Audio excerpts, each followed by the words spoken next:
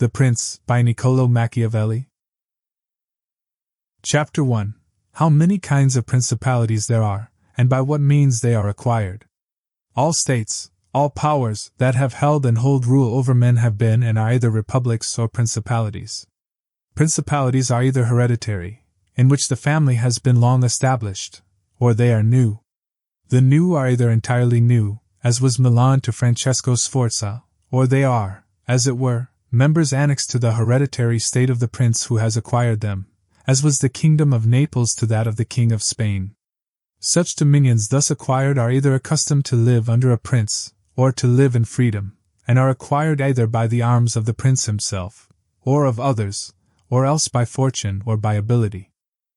Chapter 2. Concerning hereditary principalities.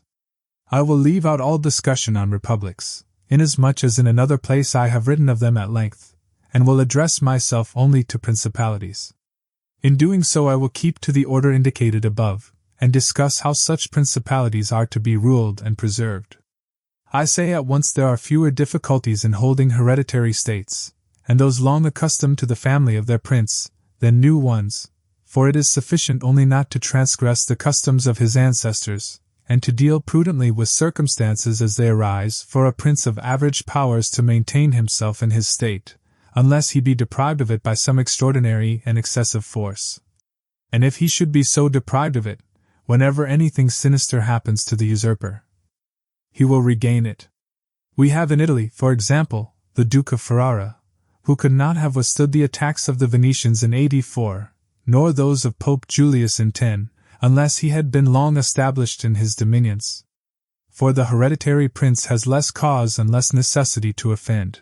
Hence it happens that he will be more loved, and unless extraordinary vices cause him to be hated, it is reasonable to expect that his subjects will be naturally well disposed towards him, and in the antiquity and duration of his rule the memories and motives that make for change are lost, for one change always leaves the toothing for another. Chapter 3. Concerning mixed principalities. But the difficulties occur in a new principality.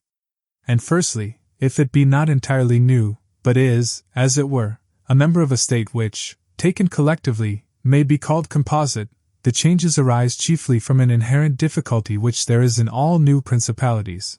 For men change their rulers willingly, hoping to better themselves, and this hope induces them to take up arms against him who rules, wherein they are deceived, because they afterwards find by experience they have gone from bad to worse.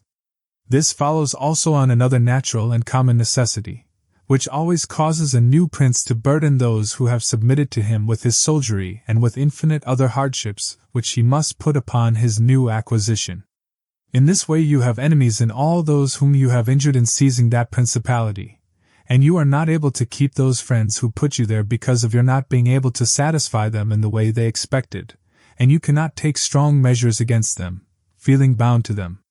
For, although one may be very strong in armed forces, yet in entering a province one has always need of the goodwill of the natives. For these reasons Louis XII, King of France, quickly occupied Milan, and as quickly lost it, and to turn him out the first time it only needed Lodovico's own forces, because those who had opened the gates to him, finding themselves deceived in their hopes of future benefit, would not endure the ill-treatment of the new prince. It is very true that, after acquiring rebellious provinces a second time, they are not so lightly lost afterwards, because the prince, with little reluctance, takes the opportunity of the rebellion to punish the delinquents, to clear out the suspects, and to strengthen himself in the weakest places. Thus to cause France to lose Milan the first time it was enough for the Duke Lodovico to raise insurrections on the borders, but to cause him to lose it a second time it was necessary to bring the whole world against him, and that his armies should be defeated and driven out of Italy, which followed from the causes above mentioned. Nevertheless Milan was taken from France both the first and the second time. The general reasons for the first have been discussed. It remains to name those for the second, and to see what resources he had, and what any one in his situation would have had for maintaining himself more securely in his acquisition than did the King of France.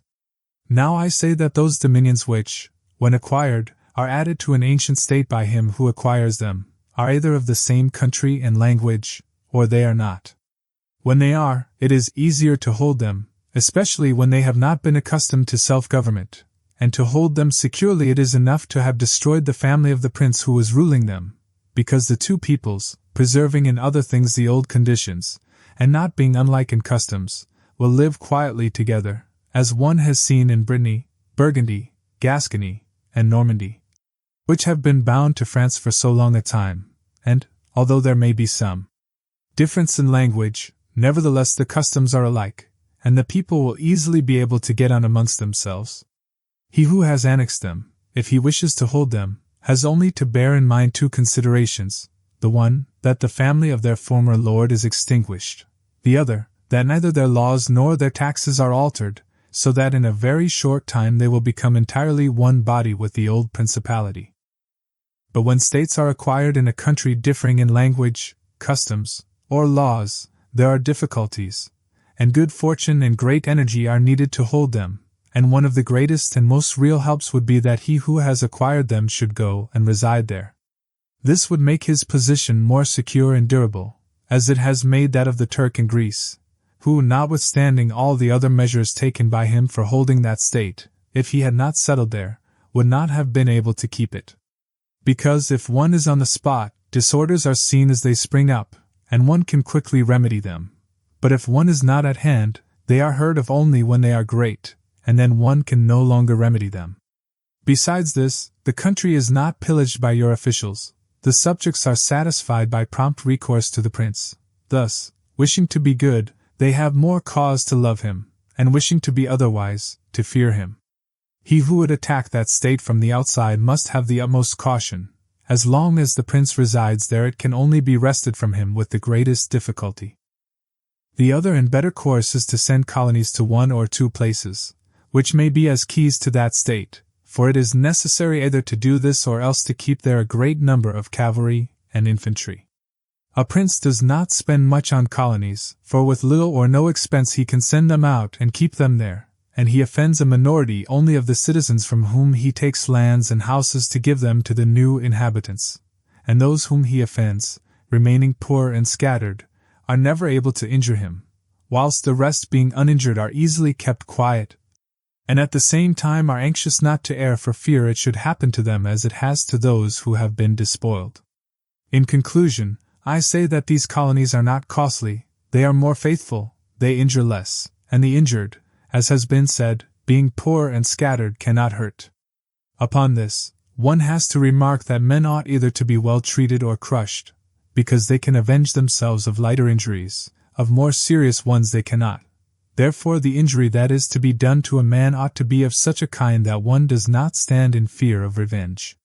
But in maintaining armed men there in place of colonies one spends much more, having to consume on the garrison all the income from the state, so that the acquisition turns into a loss, and many more are exasperated, because the whole state is injured. Through the shifting of the garrison up and down all become acquainted with hardship, and all become hostile, and they are enemies who, whilst beaten on their own ground, are yet able to do hurt. For every reason, therefore, such guards are as useless as a colony is useful. Again, the prince who holds a country differing in the above respects ought to make himself the head and defender of his less powerful neighbors, and to weaken the more powerful amongst them, taking care that no foreigner as powerful as himself shall, by any accident, get a footing there, for it will always happen that such a one will be introduced by those who are discontented, either through excess of ambition or through fear. As one has seen already, the Romans were brought into Greece by the Aetolians, and in every other country where they obtained a footing they were brought in by the inhabitants. And the usual course of affairs is that, as soon as a powerful foreigner enters a country, all the subject states are drawn to him, moved by the hatred which they feel against the ruling power. So that in respect to those subject states he has not to take any trouble to gain them over to himself, for the whole of them quickly rally to the state which he has acquired there. He has only to take care that they do not get hold of too much power and too much authority, and then with his own forces, and with their goodwill, he can easily keep down the more powerful of them, so as to remain entirely master in the country. And he who does not properly manage this business will soon lose what he has acquired, and whilst he does hold it he will have endless difficulties and troubles. The Romans, in the countries which they annexed, observed closely these measures. They sent colonies and maintained friendly relations with the minor powers, without increasing their strength. They kept down the greater, and did not allow any strong foreign powers to gain authority. Greece appears to me sufficient for an example. The Achaeans and Aetolians were kept friendly by them, the kingdom of Macedonia was humbled, Antiochus was driven out, yet the merits of the Achaeans and Aetolians never secured for them permission to increase their power, nor did the persuasions of Philip ever induce the Romans to be his friends without first humbling him. Nor did the influence of Antiochus make them agree that he should retain any lordship over the country. Because the Romans did in these instances what all prudent princes ought to do, who have to regard not only present troubles, but also future ones, for which they must prepare with every energy, because, when foreseen, it is easy to remedy them. But if you wait until they approach, the medicine is no longer in time because the malady has become incurable, for it happens in this. As the physicians say it happens in hectic fever, that in the beginning of the malady it is easy to cure but difficult to detect, but in the course of time, not having been either detected or treated in the beginning, it becomes easy to detect but difficult to cure. Thus it happens in affairs of state, for when the evils that arise have been foreseen, which it is only given to a wise man to see, they can be quickly redressed, but when, through not having been foreseen, they have been permitted to grow in a way that every one can see them, there is no longer a remedy. Therefore, the Romans, foreseeing troubles, dealt with them at once, and even to avoid a war, would not let them come to a head, for they knew that war is not to be avoided, but is only to be put off to the advantage of others. Moreover, they wished to fight with Philip and Antiochus in Greece so as not to have to do it in Italy. They could have avoided both, but this they did not wish. Nor did that ever please them which is forever in the mouths of the wise ones of our time. Let us enjoy the benefits of the time, but rather the benefits of their own valor and prudence, for time drives everything before it, and is able to bring with it good as well as evil, and evil as well as good. But let us turn to France and inquire whether she has done any of the things mentioned. I will speak of Louis as the one whose conduct is the better to be observed, he having held possession of Italy for the longest period, and you will see that he has done the opposite to those things which ought to be done to retain a state composed of diverse elements. King Louis was brought into Italy by the ambition of the Venetians, who desired to obtain half the state of Lombardy by his intervention. I will not blame the course taken by the king, because, wishing to get a foothold in Italy, and having no friends there, seeing rather that every door was shut to him owing to the conduct of Charles, he was forced to accept those friendships which he could get, and he would have succeeded very quickly in his design if in other matters he had not made some mistakes. The king, however, having acquired Lombardy, regained at once the authority which Charles had lost. Genoa yielded, the Florentines became his friends, the Marquis of Mantua, the Duke of Ferrara, the Bentivogli, my Lady of Forli, the Lords of Faenza, of Pesaro, of Rimini, of Camerino, of Piombino, the Lucchesi, the Pisans, the Sienese, everybody made advances to him to become his friend. Then could the Venetians realize the rashness of the course taken by them, which, in order that they might secure 2 towns in Lombardy, had made the king master of 2/3 of Italy. Let any one now consider with what little difficulty the king could have maintained his position in Italy had he observed the rules above laid down, and kept all his friends secure and protected. For although they were numerous they were both weak and timid, some afraid of the church, some of the Venetians, and thus they would always have been forced to stand in with him. And by their means he could easily have made himself secure against those who remained powerful. But he was no sooner in Milan than he did the contrary by assisting Pope Alexander to occupy the Romagna. It never occurred to him that by this action he was weakening himself, depriving himself of friends and of those who had thrown themselves into his lap, whilst he aggrandized the Church by adding much temporal power to the spiritual, thus giving it greater authority. And having committed this prime error, he was obliged to follow it up, so much so that, to put an end to the ambition of Alexander, and to prevent his becoming the master of Tuscany, he was himself forced to come into Italy. And as if it were not enough to have aggrandized the Church, and deprived himself of friends, he, wishing to have the kingdom of Naples, divided it with the king of Spain, and where he was the prime arbiter in Italy he takes an associate, so that the ambitious of that country and the malcontents of his own should have somewhere to shelter, and whereas he could have left in the kingdom his own pensioner as king, he drove him out. To put one there who was able to drive him, Louis, out in turn. The wish to acquire is in truth very natural and common, and men always do so when they can, and for this they will be praised not blamed, but when they cannot do so, yet wish to do so by any means, then there is folly and blame. Therefore, if France could have attacked Naples with her own forces she ought to have done so. If she could not, then she ought not to have divided it. And if the partition which she made with the Venetians in Lombardy was justified by the excuse that by it she got a foothold in Italy, this other partition merited blame, for it had not the excuse of that necessity. Therefore Louis made these 5 errors. He destroyed the minor powers, he increased the strength of one of the greater powers in Italy, he brought in a foreign power, he did not settle in the country, he did not send colonies.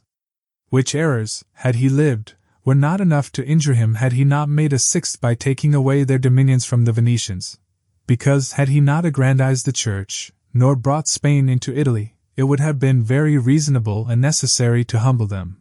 But having first taken these steps, he ought never to have consented to their ruin, for they, being powerful, would always have kept off others from designs on Lombardy, to which the Venetians would never have consented except to become masters themselves there, also because the others would not wish to take Lombardy from France in order to give it to the Venetians, and to run counter to both they would not have had the courage.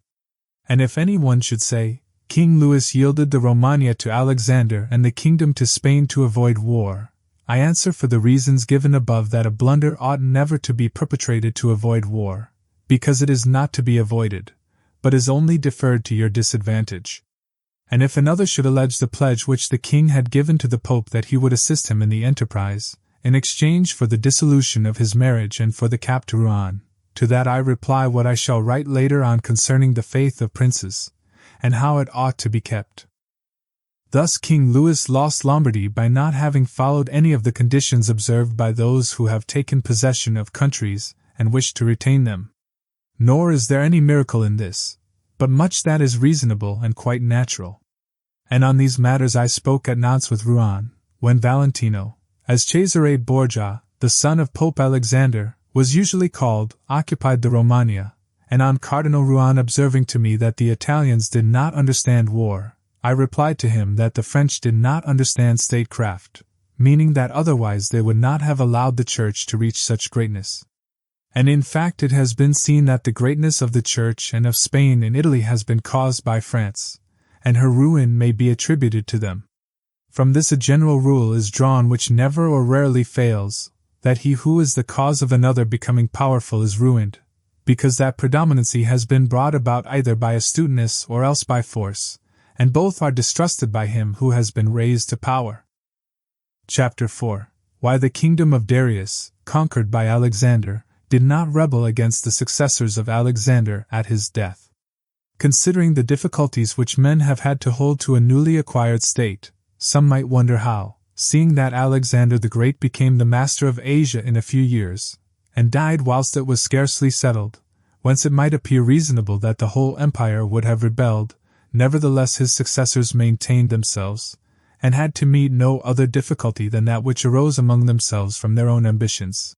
I answer that the principalities of which one has record are found to be governed in 2 different ways, either by a prince, with a body of servants, who assist him to govern the kingdom as ministers by his favor and permission, or by a prince and barons, who hold that dignity by antiquity of blood and not by the grace of the prince.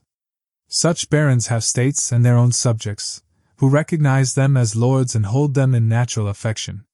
Those states that are governed by a prince and his servants hold their prince in more consideration, because in all the country there is no one who is recognized as superior to him, and if they yield obedience to another they do it as to a minister and official, and they do not bear him any particular affection.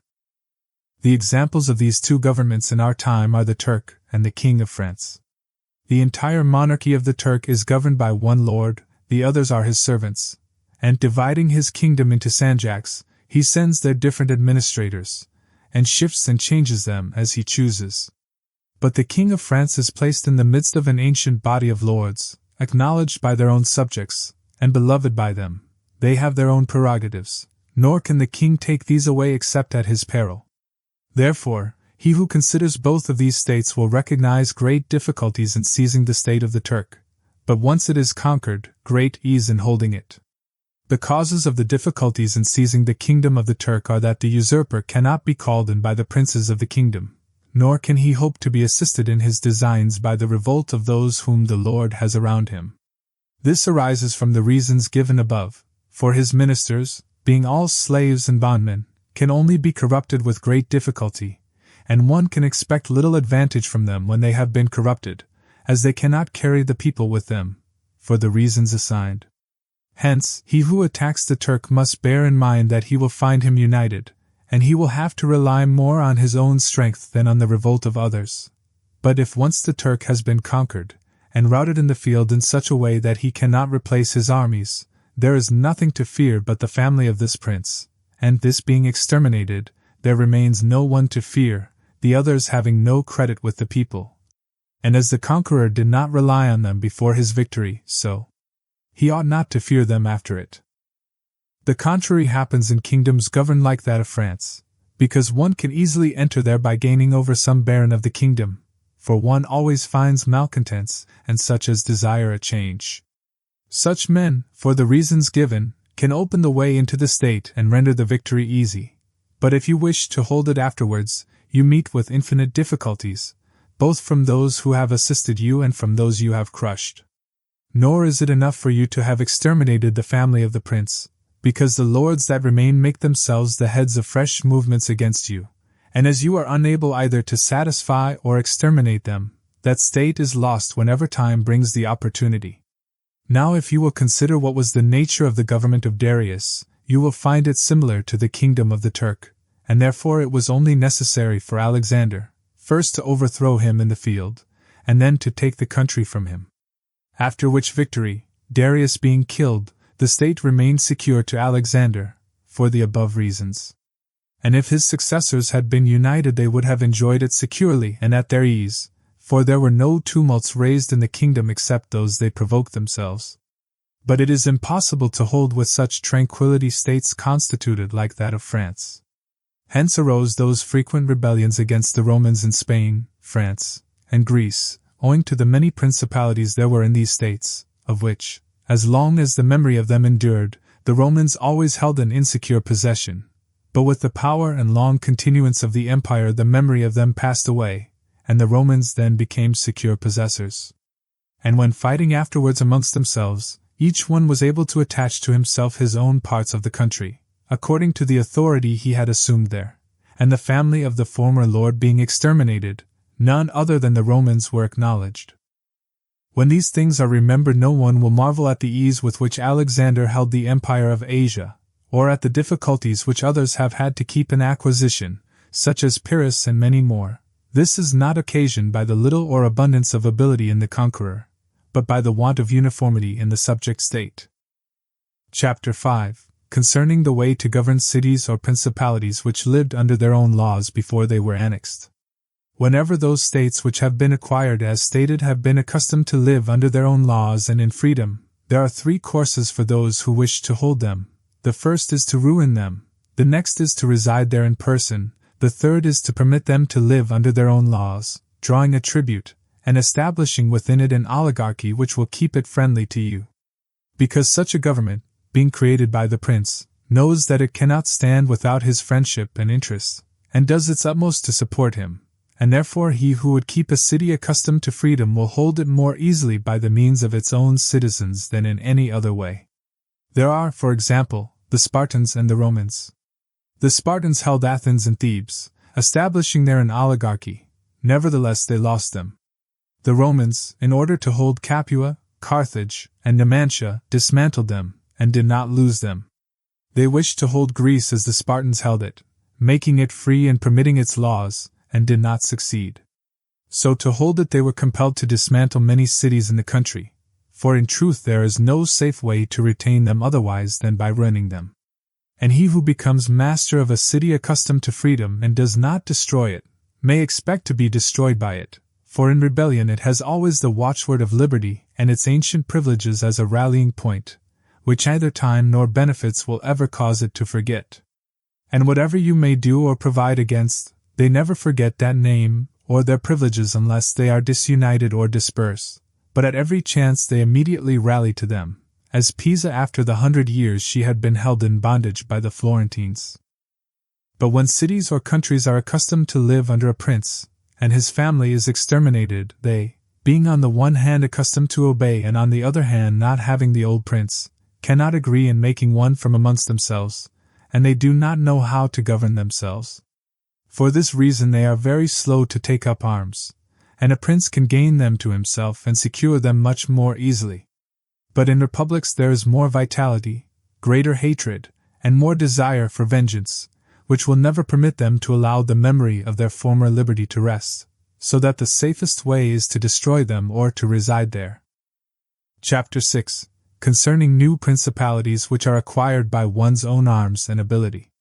Let no one be surprised if, in speaking of entirely new principalities as I shall do, I adduce the highest examples both of prince and of state, because men, walking almost always in paths beaten by others, and following by imitation their deeds, are yet unable to keep entirely to the ways of others or attain to the power of those they imitate.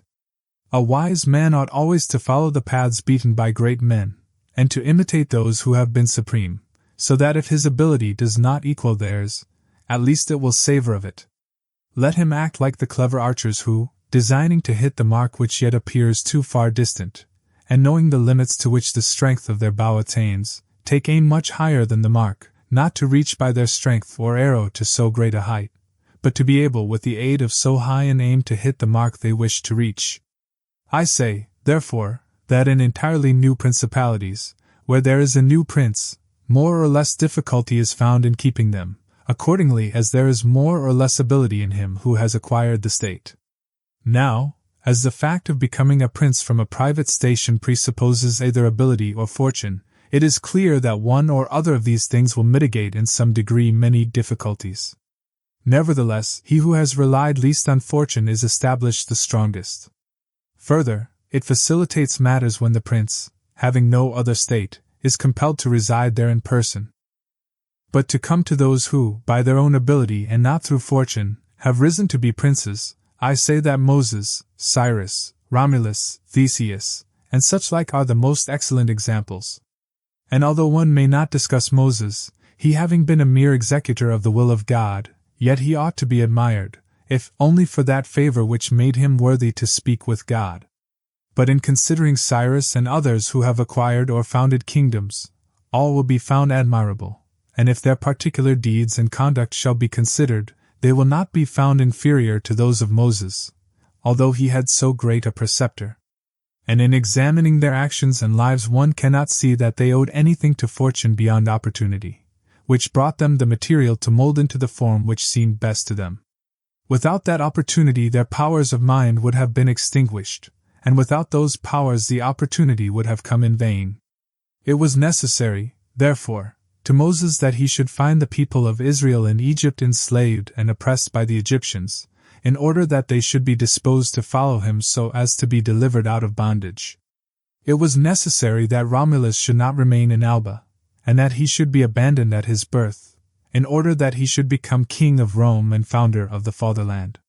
It was necessary that Cyrus should find the Persians discontented with the government of the Medes, and the Medes soft and effeminate through their long peace. Theseus could not have shown his ability had he not found the Athenians dispersed.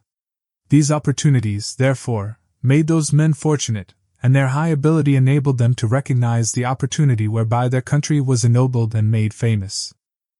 Those who by valorous ways become princes, like these men, acquire a principality with difficulty, but they keep it with ease. The difficulties they have in acquiring it rise in part from the new rules and methods which they are forced to introduce to establish their government, and its security. And it ought to be remembered that there is nothing more difficult to take in hand, more perilous to conduct, or more uncertain in its success, than to take the lead in the introduction of a new order of things, because the innovator has for enemies all those who have done well under the old conditions, and lukewarm defenders in those who may do well under the new. This coolness arises partly from fear of the opponents, who have the laws on their side, and partly from the incredulity of men, who do not readily believe in new things until they have had a long experience of them. Thus it happens that whenever those who are hostile have the opportunity to attack, they do it like partisans, whilst the others defend lukewarmly, in such wise that the prince is endangered along with them.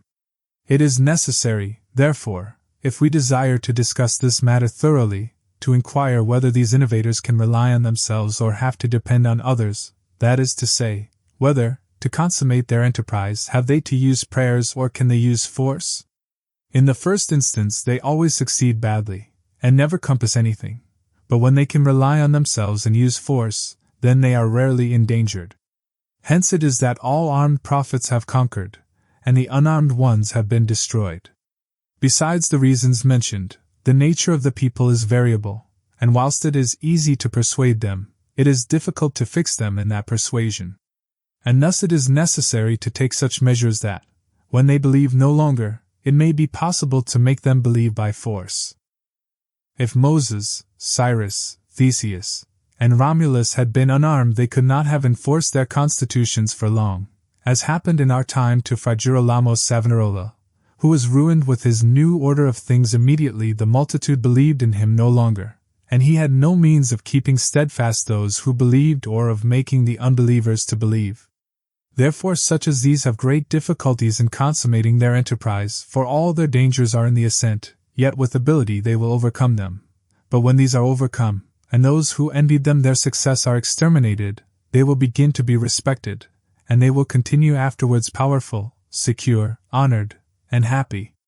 To these great examples I wish to add a lesser one, still it bears some resemblance to them, and I wish it to suffice me for all of a like kind. It is Hiero the Syracusan. This man rose from a private station to be Prince of Syracuse, nor did he, either, owe anything to fortune but opportunity, for the Syracusans, being oppressed, chose him for their captain. Afterwards he was rewarded by being made their prince. He was of so great ability, even as a private citizen, that one who writes of him says he wanted nothing but a kingdom to be a king. This man abolished the old soldiery, organized the new, gave up old alliances, made new ones, and as he had his own soldiers and allies, on such foundations he was able to build any edifice. Thus, whilst he had endured much trouble in acquiring, he had but little in keeping. Chapter 7. Concerning new principalities which are acquired either by the arms of others or by good fortune.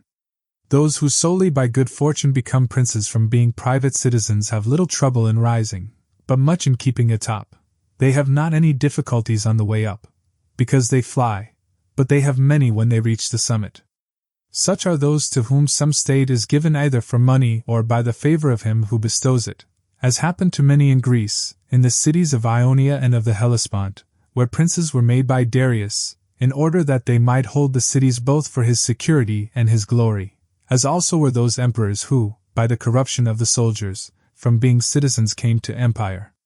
Such stand simply elevated upon the goodwill and the fortune of him who has elevated them, two most inconstant and unstable things. Neither have they the knowledge requisite for the position, because, unless they are men of great worth and ability, it is not reasonable to expect that they should know how to command, having always lived in a private condition. Besides, they cannot hold it because they have not forces which they can keep friendly and faithful. States that rise unexpectedly, then, like all other things in nature which are born and grow rapidly, cannot leave their foundations and correspondencies fixed in such a way that the first storm will not overthrow them, unless, as is said, those who unexpectedly become princes are men of so much ability that they know they have to be prepared at once to hold that which fortune has thrown into their laps, and that those foundations, which others have laid before they became princes, they must lay afterwards. Concerning these two methods of rising to be a prince by ability or fortune, I wish to adduce two examples within our own recollection, and these are Francesco Sforza and Cesare Borgia. Francesco, by proper means and with great ability, from being a private person rose to be Duke of Milan, and that which he had acquired with 1,000 anxieties he kept with little trouble. On the other hand, Cesare Borgia, called by the people Duke Valentino, acquired his state during the ascendancy of his father, and on its decline he lost it, notwithstanding that he had taken every measure and done all that ought to be done by a wise and able man to fix firmly his roots in the states which the arms and fortunes of others had bestowed on him. Because, as is stated above, he who has not first laid his foundations may be able with great ability to lay them afterwards, but they will be laid with trouble to the architect and danger to the building. If, therefore, all the steps taken by the Duke be considered, it will be seen that he laid solid foundations for his future power, and I do not consider it superfluous to discuss them, because I do not know what better precepts to give a new prince than the example of his actions, and if his dispositions were of no avail, that was not his fault, but the extraordinary and extreme malignity of fortune. Alexander VI, in wishing to aggrandize the Duke, his son, had many immediate and prospective difficulties.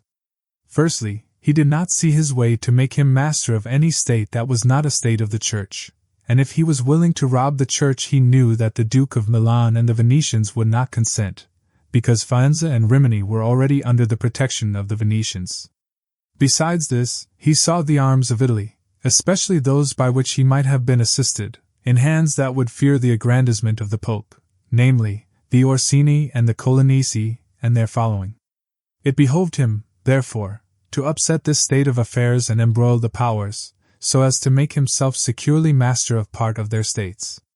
This was easy for him to do, because he found the Venetians, moved by other reasons, inclined to bring back the French into Italy. He would not only not oppose this, but he would render it more easy by dissolving the former marriage of King Louis. Therefore the king came into Italy with the assistance of the Venetians and the consent of Alexander. He was no sooner in Milan than the Pope had soldiers from him for the attempt on the Romagna, which yielded to him on the reputation of the king. The Duke, therefore, having acquired the Romagna and beaten the Colonnesi, while wishing to hold that and to advance further, was hindered by two things. The one, his forces did not appear loyal to him, the other, the goodwill of France. That is to say, he feared that the forces of the Orsini, which he was using, would not stand to him, that not only might they hinder him from winning more, but might themselves seize what he had won, and that the king might also do the same. Of the Orsini he had a warning when, after taking Faenza and attacking Bologna, he saw them go very unwillingly to that attack. And as to the king, he learned his mind when he himself, after taking the Duchy of Urbino, attacked Tuscany, and the king made him desist from that undertaking. Hence the Duke decided to depend no more upon the arms and the luck of others. For the first thing he weakened the Orsini and Colonnesi parties in Rome, by gaining to himself all their adherents who were gentlemen, making them his gentlemen, giving them good pay, and according to their rank, honoring them with office and command in such a way that in a few months all attachment to the factions was destroyed and turned entirely to the Duke. After this he awaited an opportunity to crush the Orsini, having scattered the adherents of the Colonna house. This came to him soon and he used it well, for the Orsini, perceiving at length that the aggrandizement of the Duke and the Church was ruin to them, called a meeting of the Magione in Perugia. From this sprung the rebellion at Urbino and the tumults in the Romagna, with endless dangers to the Duke, all of which he overcame with the help of the French. Having restored his authority, not to leave it at risk by trusting either to the French or other outside forces, he had recourse to his wiles, and he knew so well how to conceal his mind that, by the mediation of Signor Pagolo, whom the Duke did not fail to secure with all kinds of attention, giving him money, apparel, and horses, the Orsini were reconciled, so that their simplicity brought them into his power at Sinigalia. Having exterminated the leaders, and turned their partisans into his friends, the Duke laid sufficiently good foundations to his power, having all the Romagna and the Duchy of Urbino, and the people now beginning to appreciate their prosperity, he gained them all over to himself. And as this point is worthy of notice, and to be imitated by others, I am not willing to leave it out. When the Duke occupied the Romagna he found it under the rule of weak masters, who rather plundered their subjects than ruled them, and gave them more cause for disunion than for union, so that the country was full of robbery, quarrels, and every kind of violence. And so, wishing to bring back peace and obedience to authority, he considered it necessary to give it a good governor. Thereupon he promoted Messer Ramiro d'Orco, a swift and cruel man, to whom he gave the fullest power. This man in a short time restored peace and unity with the greatest success. Afterwards the Duke considered that it was not advisable to confer such excessive authority, for he had no doubt but that he would become odious, so he set up a court of judgment in the country, under a most excellent president, wherein all cities had their advocates. And because he knew that the past severity had caused some hatred against himself, so, to clear himself in the minds of the people, and gain them entirely to himself, he desired to show that, if any cruelty had been practiced, it had not originated with him, but in the natural sternness of the minister. Under this pretense he took Ramiro, and one morning caused him to be executed and left on the piazza at Cesena with the block and a bloody knife at his side. The barbarity of this spectacle caused the people to be at once satisfied and dismayed. But let us return whence we started. I say that the Duke, finding himself now sufficiently powerful and partly secured from immediate dangers by having armed himself in his own way, and having in a great measure crushed those forces in his vicinity that could injure him if he wished to proceed with his conquest, had next to consider France, for he knew that the king, who too late was aware of his mistake, would not support him. And from this time he began to seek new alliances and to temporize with France in the expedition which she was making towards the kingdom of Naples against the Spaniards who were besieging Gaeta. It was his intention to secure himself against them, and this he would have quickly accomplished had Alexander lived. Such was his line of action as to present affairs. But as to the future he had to fear, in the first place, that a new successor to the Church might not be friendly to him, and might seek to take from him that which Alexander had given him, so he decided to act in 4 ways. Firstly, by exterminating the families of those lords whom he had despoiled, so as to take away that pretext from the Pope. Secondly, by winning to himself all the gentlemen of Rome, so as to be able to curb the Pope with their aid, as has been observed. Thirdly, by converting the college more to himself. Fourthly, by acquiring so much power before the Pope should die that he could by his own measures resist the first shock. Of these 4 things, at the death of Alexander, he had accomplished 3. For he had killed as many of the dispossessed lords as he could lay hands on, and few had escaped. He had won over the Roman gentlemen, and he had the most numerous party in the college. And as to any fresh acquisition, he intended to become master of Tuscany, for he already possessed Perugia and Piombino, and Pisa was under his protection. And as he had no longer to study France, for the French were already driven out of the kingdom of Naples by the Spaniards, and in this way both were compelled to buy his goodwill, he pounced down upon Pisa. After this, Lucca and Siena yielded at once, partly through hatred and partly through fear of the Florentines, and the Florentines would have had no remedy had he continued to prosper, as he was prospering the year that Alexander died, for he had acquired so much power and reputation that he would have stood by himself, and no longer have depended on the luck and the forces of others, but solely on his own power and ability. But Alexander died 5 years after he had first drawn the sword. He left the Duke with the state of Romagna alone consolidated, with the rest in the air, between 2 most powerful hostile armies, and sick unto death. Yet there were in the Duke such boldness and ability, and he knew so well how men are to be won or lost, and so firm were the foundations which in so short a time he had laid, that if he had not had those armies on his back, or if he had been in good health, he would have overcome all difficulties. And it is seen that his foundations were good, for the Romagna awaited him for more than a month. In Rome, although but half alive, he remained secure, and whilst the Baglioni, the Vitelli, and the Orsini might come to Rome, they could not effect anything against him. If he could not have made Pope him whom he wished, at least the one whom he did not wish would not have been elected. But if he had been in sound health at the death of Alexander, everything would have been different to him. On the day that Julius II was elected, he told me that he had thought of everything that might occur at the death of his father, and had provided a remedy for all, except that he had never anticipated that, when the death did happen, he himself would be on the point to die. When all the actions of the Duke are recalled, I do not know how to blame him, but rather it appears to be, as I have said, that I ought to offer him for imitation to all those who, by the fortune or the arms of others, are raised to government. Because he, having a lofty spirit and far-reaching aims, could not have regulated his conduct otherwise, and only the shortness of the life of Alexander and his own sickness frustrated his designs.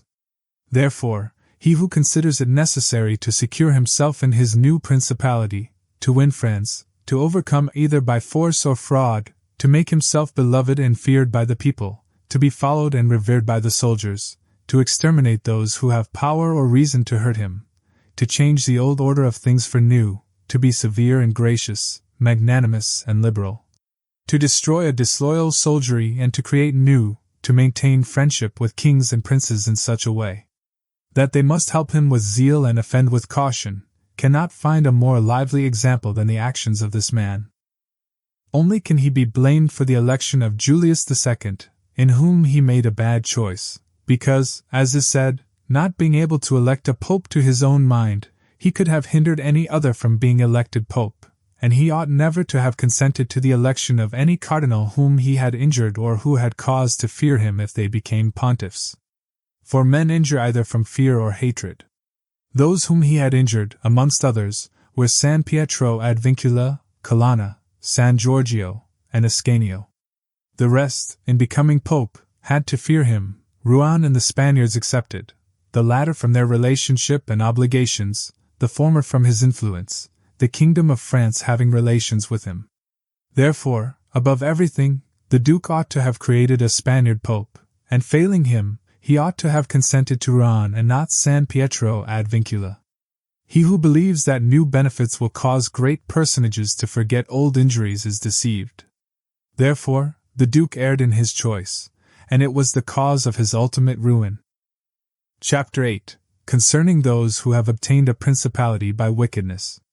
Although a prince may rise from a private station in two ways, either of which can be entirely attributed to fortune or genius, yet it is manifest to me that I must not be silent on them, although one could be more copiously treated when I discuss republics. These methods are when, either by some wicked or nefarious ways, one ascends to the principality, or when by the favor of his fellow citizens a private person becomes the prince of his country. And speaking of the first method, it will be illustrated by two examples, one ancient, the other modern, and without entering further into the subject, I consider these two examples will suffice those who may be compelled to follow them. Agathocles, the Sicilian, became king of Syracuse not only from a private but from a low and abject position. This man, the son of a potter, through all the changes in his fortunes always led an infamous life. Nevertheless, he accompanied his infamies with so much ability of mind and body that, having devoted himself to the military profession, he rose through its ranks to be praetor of Syracuse. Being established in that position, and having deliberately resolved to make himself prince and to seize by violence, without obligation to others, that which had been conceded to him by assent, he came to an understanding for this purpose with Amilcar, the Carthaginian, who, with his army, was fighting in Sicily. One morning he assembled the people and the Senate of Syracuse, as if he had to discuss with them things relating to the Republic, and at a given signal the soldiers killed all the senators and the richest of the people. These dead, he seized and held the princedom of that city without any civil commotion. And although he was twice routed by the Carthaginians, and ultimately besieged, yet not only was he able to defend his city, but leaving part of his men for its defense, with the others he attacked Africa, and in a short time raised the siege of Syracuse. The Carthaginians, reduced to extreme necessity, were compelled to come to terms with Agathocles, and leaving Sicily to him, had to be content with the possession of Africa. Therefore, he who considers the actions and the genius of this man will see nothing, or little, which can be attributed to fortune, inasmuch as he attained preeminence, as is shown above, not by the favor of any one, but step by step in the military profession, which steps were gained with 1,000 troubles and perils, and were afterwards boldly held by him with many hazardous dangers. Yet it cannot be called talent to slay fellow citizens, to deceive friends, to be without faith, without mercy, without religion. Such methods may gain empire, but not glory.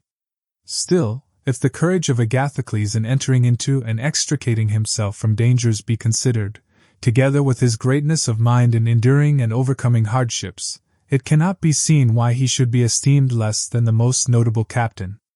Nevertheless, his barbarous cruelty, and inhumanity with infinite wickedness do not permit him to be celebrated among the most excellent men. What he achieved cannot be attributed either to fortune or genius.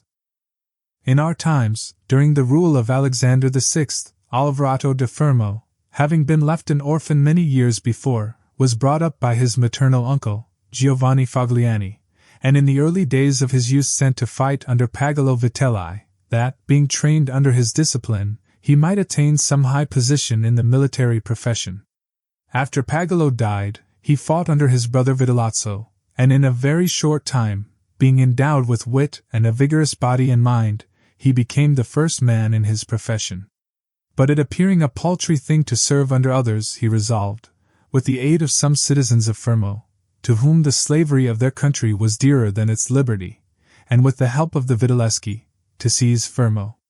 So he wrote to Giovanni Fagliani that, having been away from home for many years, he wished to visit him and his city, and in some measure to look upon his patrimony, and although he had not labored to acquire anything except honor, yet, in order that the citizens should see he had not spent his time in vain, he desired to come honorably, so would be accompanied by 100 horsemen, his friends and retainers. And he entreated Giovanni to arrange that he should be received honorably by the Fermians, all of which would be not only to his honor, but also to that of Giovanni himself, who had brought him up. Giovanni, therefore, did not fail in any attentions due to his nephew, and he caused him to be honorably received by the Fermians, and he lodged him in his own house, where, having passed some days, and having arranged what was necessary for his wicked designs, Alvarato gave a solemn banquet to which he invited Giovanni Fagliani and the chiefs of Fermo. When the viands and all the other entertainments that are usual in such banquets were finished, Alvarato artfully began certain grave discourses, speaking of the greatness of Pope Alexander and his son Cesare, and of their enterprises, to which discourse Giovanni and others answered. But he rose at once, saying that such matters ought to be discussed in a more private place, and he betook himself to a chamber, whither Giovanni and the rest of the citizens went in after him. No sooner were they seated than soldiers issued from secret places and slaughtered Giovanni and the rest. After these murders Alvarato, mounted on horseback, rode up and down the town and besieged the chief magistrate in the palace, so that in fear the people were forced to obey him, and to form a government, of which he made himself the prince. He killed all the malcontents who were able to injure him, and strengthened himself with new civil and military ordinances, in such a way that, in the year during which he held the principality, not only was he secure in the city of Fermo, but he had become formidable to all his neighbors. And his destruction would have been as difficult as that of Agathocles if he had not allowed himself to be overreached by Cesare Borgia, who took him with the Orsini and Vitelli at Sinigalia, as was stated above. Thus 1 year after he had committed this parricide, he was strangled, together with Vitellozzo, whom he had made his leader in valor and wickedness. Some may wonder how it can happen that Agathocles, and his like, after infinite treacheries and cruelties, should live for long secure in his country, and defend himself from external enemies, and never be conspired against by his own citizens, seeing that many others, by means of cruelty, have never been able even in peaceful times to hold the state, still less in the doubtful times of war. I believe that this follows from severities being badly or properly used. Those may be called properly used, if of evil it is possible to speak well, that are applied at one blow and are necessary to one's security, and that are not persisted in afterwards unless they can be turned to the advantage of the subjects.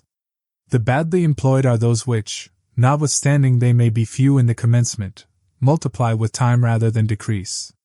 Those who practice the first system are able, by aid of God or man, to mitigate in some degree their rule, as Agathocles did. It is impossible for those who follow the other to maintain themselves. Hence it is to be remarked that, in seizing a state, the usurper ought to examine closely into all those injuries which it is necessary for him to inflict, and to do them all at one stroke so as not to have to repeat them daily, and thus by not unsettling men he will be able to reassure them, and win them to himself by benefits. He who does otherwise, either from timidity or evil advice, is always compelled to keep the knife in his hand. Either can he rely on his subjects, nor can they attach themselves to him, owing to their continued and repeated wrongs. For injuries ought to be done all at one time, so that, being tasted less, they offend less. Benefits ought to be given little by little, so that the flavor of them may last longer. And above all things, a prince ought to live amongst his people in such a way that no unexpected circumstances, whether of good or evil, shall make him change. Because if the necessity for this comes in troubled times, you are too late for harsh measures, and mild ones will not help you, for they will be considered as forced from you, and no one will be under any obligation to you for them. Chapter 9.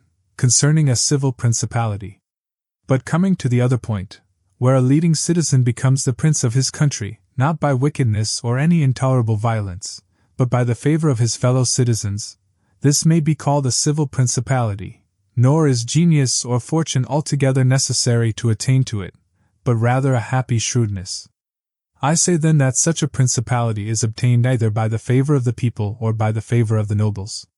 Because in all cities these two distinct parties are found, and from this it arises that the people do not wish to be ruled nor oppressed by the nobles, and the nobles wish to rule and oppress the people, and from these two opposite desires there arises in cities one of three results, either a principality, self-government, or anarchy.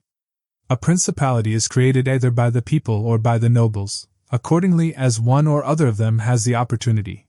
For the nobles, seeing they cannot withstand the people, begin to cry up the reputation of one of themselves, and they make him a prince, so that under his shadow they can give vent to their ambitions. The people, finding they cannot resist the nobles, also cry up the reputation of one of themselves, and make him a prince so as to be defended by his authority. He who obtains sovereignty by the assistance of the nobles maintains himself with more difficulty than he who comes to it by the aid of the people, because the former finds himself with many around him who consider themselves his equals, and because of this he can neither rule nor manage them to his liking. But he who reaches sovereignty by popular favor finds himself alone, and has none around him, or few, who are not prepared to obey him. Besides this, one cannot by fair dealing, and without injury to others, satisfy the nobles, but you can satisfy the people, for their object is more righteous than that of the nobles, the latter wishing to oppress, while the former only desire not to be oppressed. It is to be added also that a prince can never secure himself against the hostile people, because of their being too many, whilst from the nobles he can secure himself, as they are few in number. The worst that a prince may expect from a hostile people is to be abandoned by them, but from hostile nobles he has not only to fear abandonment, but also that they will rise against him, for they, being in these affairs more far-seeing and astute, always come forward in time to save themselves, and to obtain favors from him whom they expect to prevail. Further, the prince is compelled to live always with the same people, but he can do well without the same nobles, being able to make and unmake them daily, and to give or take away authority when it pleases him.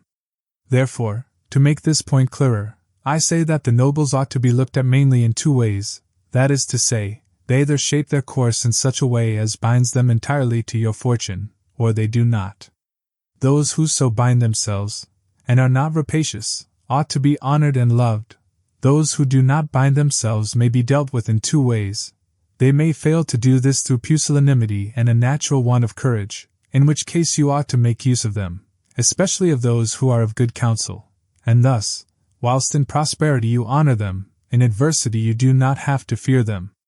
But when for their own ambitious ends they shun binding themselves, it is a token that they are giving more thought to themselves than to you, and a prince ought to guard against such, and to fear them as if they were open enemies, because in adversity they always help to ruin him. Besides this, one cannot by fair dealing, and without injury to others, satisfy the nobles, but you can satisfy the people, for their object is more righteous than that of the nobles, the latter wishing to oppress, while the former only desire not to be oppressed. It is to be added also that a prince can never secure himself against the hostile people, because of their being too many, whilst from the nobles he can secure himself, as they are few in number. The worst that a prince may expect from a hostile people is to be abandoned by them, but from hostile nobles he has not only to fear abandonment, but also that they will rise against him, for they, being in these affairs more far-seeing and astute, always come forward in time to save themselves, and to obtain favors from him whom they expect to prevail.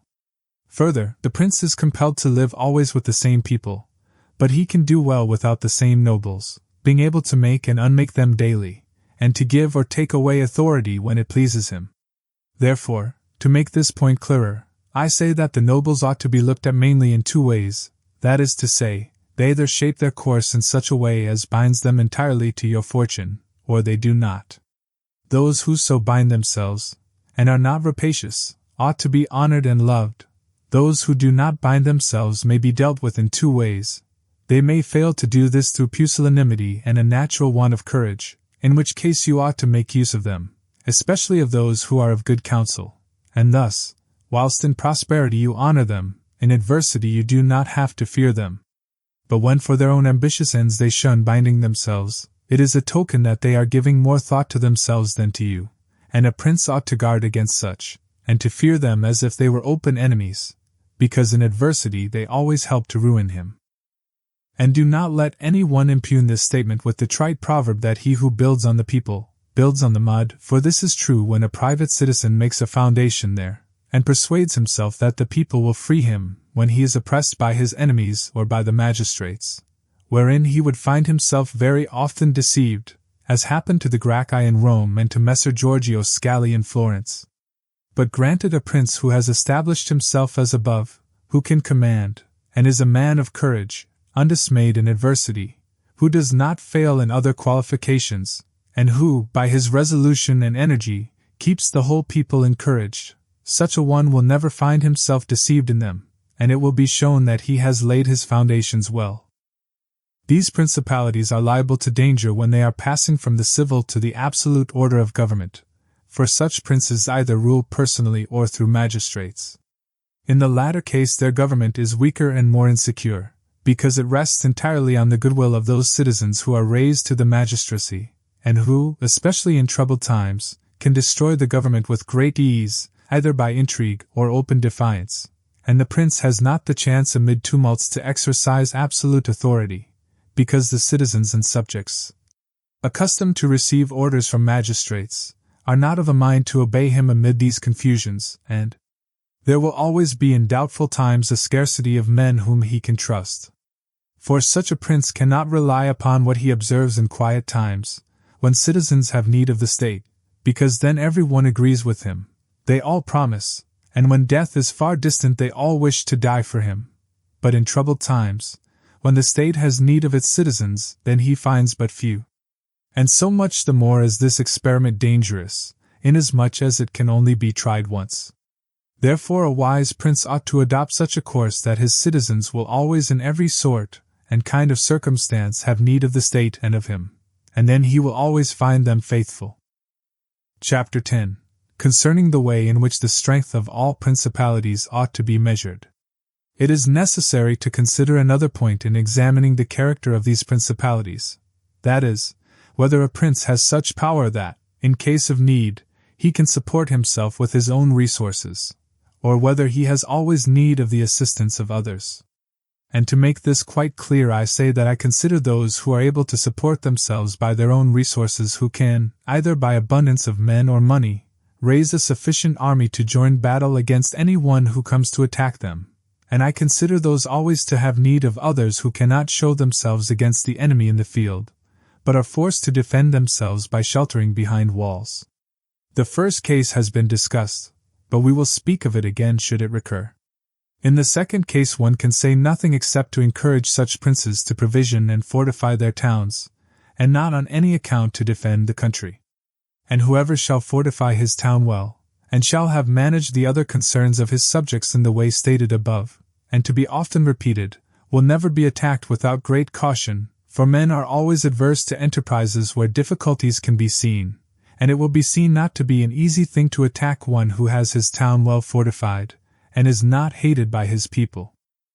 The cities of Germany are absolutely free, they own but little country around them, and they yield obedience to the emperor when it suits them, nor do they fear this or any other power they may have near them, because they are fortified in such a way that every one thinks the taking of them by assault would be tedious and difficult, seeing they have proper ditches and walls, they have sufficient artillery, and they always keep in public depots enough for 1 year's eating, drinking, and firing.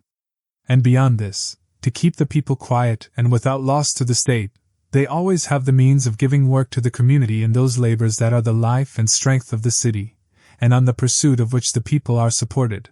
They also hold military exercises in repute, and moreover have many ordinances to uphold them. Therefore, a prince who has a strong city, and had not made himself odious, will not be attacked, or if any one should attack he will only be driven off with disgrace. Again, because that the affairs of this world are so changeable, it is almost impossible to keep an army a whole year in the field without being interfered with. And whoever should reply, if the people have property outside the city, and see it burnt, they will not remain patient, and the long siege and self-interest will make them forget their prince. To this I answer that a powerful and courageous prince will overcome all such difficulties by giving at one time hope to his subjects that the evil will not be for long, at another time fear of the cruelty of the enemy, then preserving himself adroitly from those subjects who seem to him to be too bold. Further, the enemy would naturally on his arrival at once burn and ruin the country at the time when the spirits of the people are still hot and ready for the defense, and therefore, so much the less ought the prince to hesitate, because after a time, when spirits have cooled, the damage is already done, the ills are incurred, and there is no longer any remedy, and therefore they are so much the more ready to unite with their prince, he appearing to be under obligations to them now that their houses have been burnt and their possessions ruined in his defense. For it is the nature of men to be bound by the benefits they confer as much as by those they receive. Therefore, if everything is well considered, it will not be difficult for a wise prince to keep the minds of his citizens steadfast from first to last, when he does not fail to support and defend them. Chapter 11. Concerning Ecclesiastical Principalities. It only remains now to speak of ecclesiastical principalities, touching which all difficulties are prior to getting possession, because they are acquired either by capacity or good fortune, and they can be held without either, for they are sustained by the ancient ordinances of religion, which are so all-powerful, and of such a character that the principalities may be held no matter how their princes behave and live. These princes alone have states and do not defend them, and they have subjects and do not rule them, and the states, although unguarded, are not taken from them, and the subjects, although not ruled, do not care, and they have neither the desire nor the ability to alienate themselves. Such principalities only are secure and happy. But being upheld by powers, to which the human mind cannot reach, I shall speak no more of them, because, being exalted and maintained by God, it would be the act of a presumptuous and rash man to discuss them.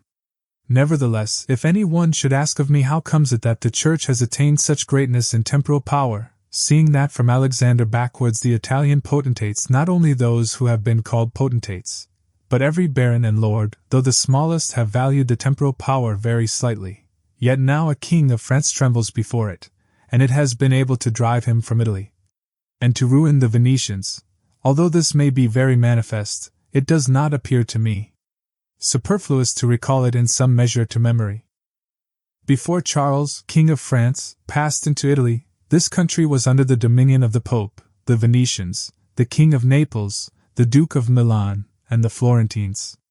These potentates had two principal anxieties: the one, that no foreigner should enter Italy under arms; the other, that none of themselves should seize more territory. Those about whom there was the most anxiety were the Pope and the Venetians. To restrain the Venetians the union of all the others was necessary, as it was for the defense of Ferrara, and to keep down the Pope they made use of the barons of Rome, who, being divided into two factions, Orsini and Colonnesi, had always a pretext for disorder, and standing with arms in their hands under the eyes of the pontiff, kept the pontificate weak and powerless. And although there might arise sometimes a courageous pope, such as Sixtus, yet neither fortune nor wisdom could rid him of these annoyances. And the short life of a pope is also a cause of weakness, for in the 10 years, which is the average life of a pope, he can with difficulty lower one of the factions, and if, so to speak, one people should almost destroy the Colonnesi, another would arise hostile to the Orsini, who would support their opponents, and yet would not have time to ruin the Orsini. This was the reason why the temporal powers of the Pope were little esteemed in Italy. Alexander VI arose afterwards, who of all the pontiffs that have ever been showed how a pope with both money and arms was able to prevail, and through the instrumentality of the Duke Valentino, and by reason of the entry of the French, he brought about all those things which I have discussed above in the actions of the Duke. And although his intention was not to aggrandize the Church, but the Duke, nevertheless, what he did contributed to the greatness of the Church, which, after his death and the ruin of the Duke, became the heir to all his labors. Pope Julius came afterwards and found the Church strong, possessing all the Romagna, the barons of Rome reduced to impotence, and through the chastisements of Alexander, the factions wiped out. He also found the way open to accumulate money in a manner such as had never been practiced before Alexander's time. Such things Julius not only followed, but improved upon, and he intended to gain Bologna, to ruin the Venetians, and to drive the French out of Italy. All of these enterprises prospered with him, and so much the more to his credit, inasmuch as he did everything to strengthen the Church and not any private person. He kept also the Orsini and Colonnesi factions within the bounds in which he found them, and although there was among them some mind to make disturbance, nevertheless he held two things firm: the one, the greatness of the Church, with which he terrified them, and the other, not allowing them to have their own cardinals, who caused the disorders among them. For whenever these factions have their cardinals they do not remain quiet for long, because cardinals foster the factions in Rome and out of it, and the barons are compelled to support them, and thus from the ambitions of prelates arise disorders and tumults among the barons. For these reasons His Holiness Pope Leo found the pontificate most powerful, and it is to be hoped that, if others made it great in arms, he will make it still greater and more venerated by his goodness and infinite other virtues. Chapter 12. How many kinds of soldiery there are, and concerning mercenaries.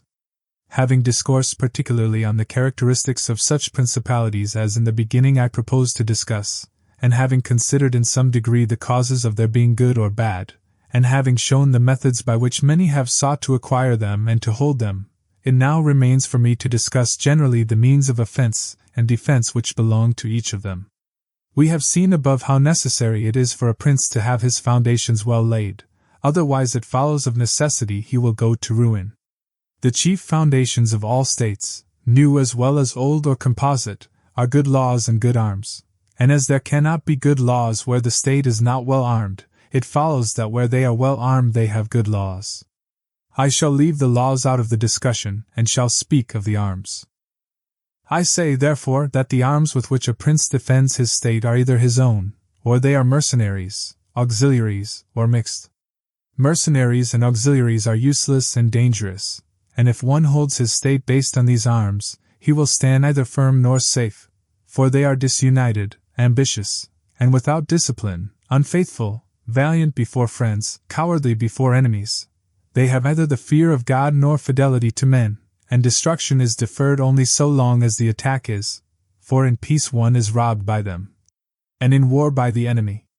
The fact is, they have no other attraction or reason for keeping the field than a trifle of stipend, which is not sufficient to make them willing to die for you.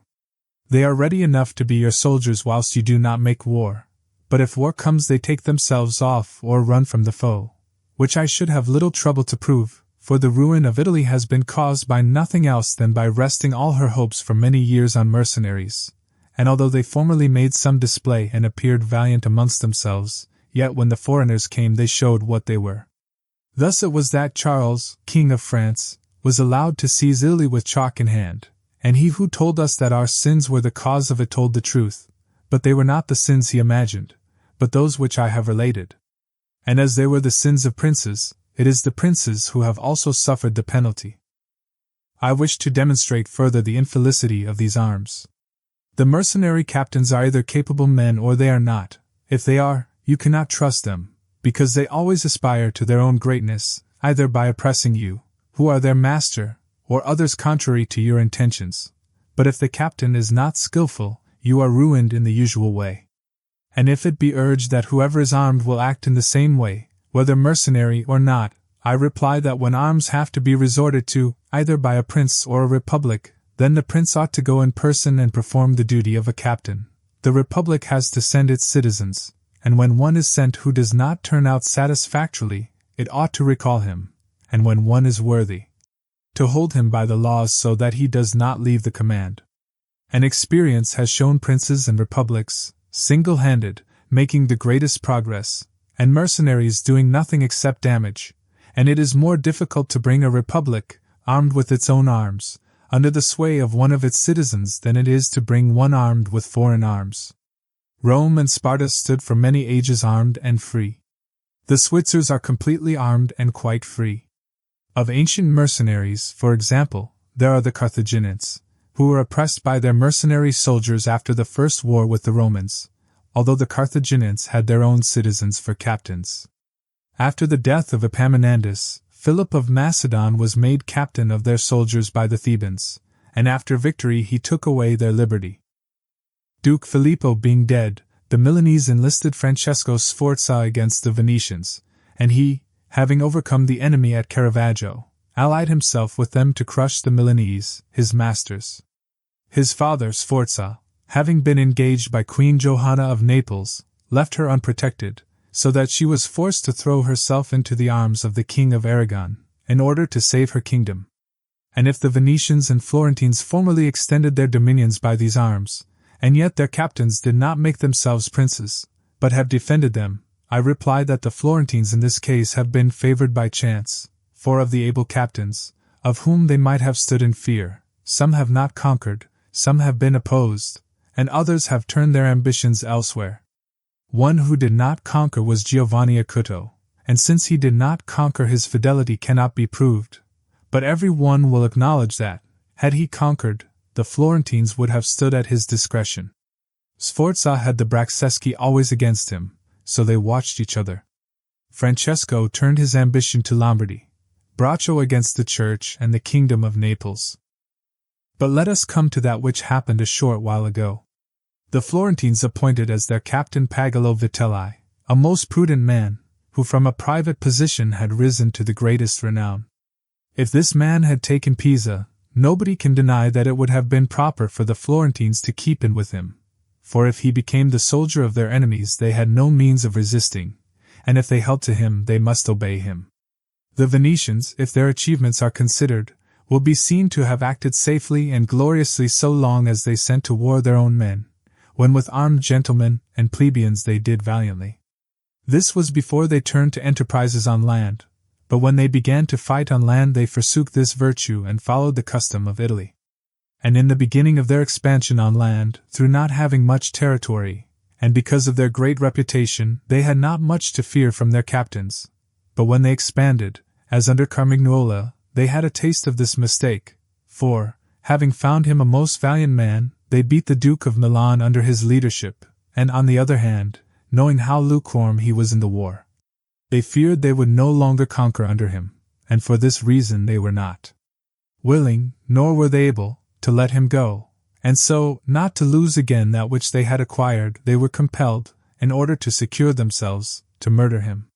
They had afterwards for their captains Bartolomeo de Bergamo, Roberto da San Severino, the Count of Pitigliano, and the like, under whom they had to dread loss and not gain, as happened afterwards at Vila, where in one battle they lost that which in 800 years they had acquired with so much trouble.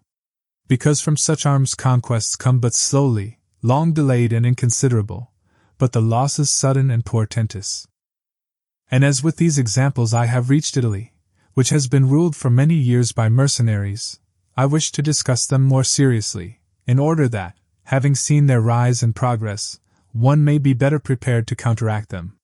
You must understand that the empire has recently come to be repudiated in Italy, that the Pope has acquired more temporal power, and that Italy has been divided up into more states, for the reason that many of the great cities took up arms against their nobles, who, formerly favored by the emperor, were oppressing them, whilst the Church was favoring them so as to gain authority in temporal power.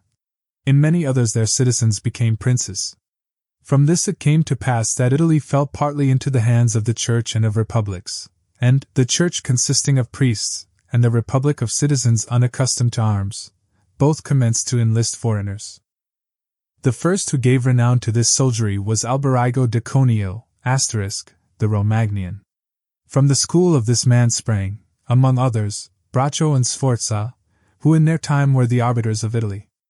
After these came all the other captains who till now have directed the arms of Italy, and the end of all their valor has been, that she has been overrun by Charles, robbed by Louis, ravaged by Ferdinand, and insulted by the Switzers.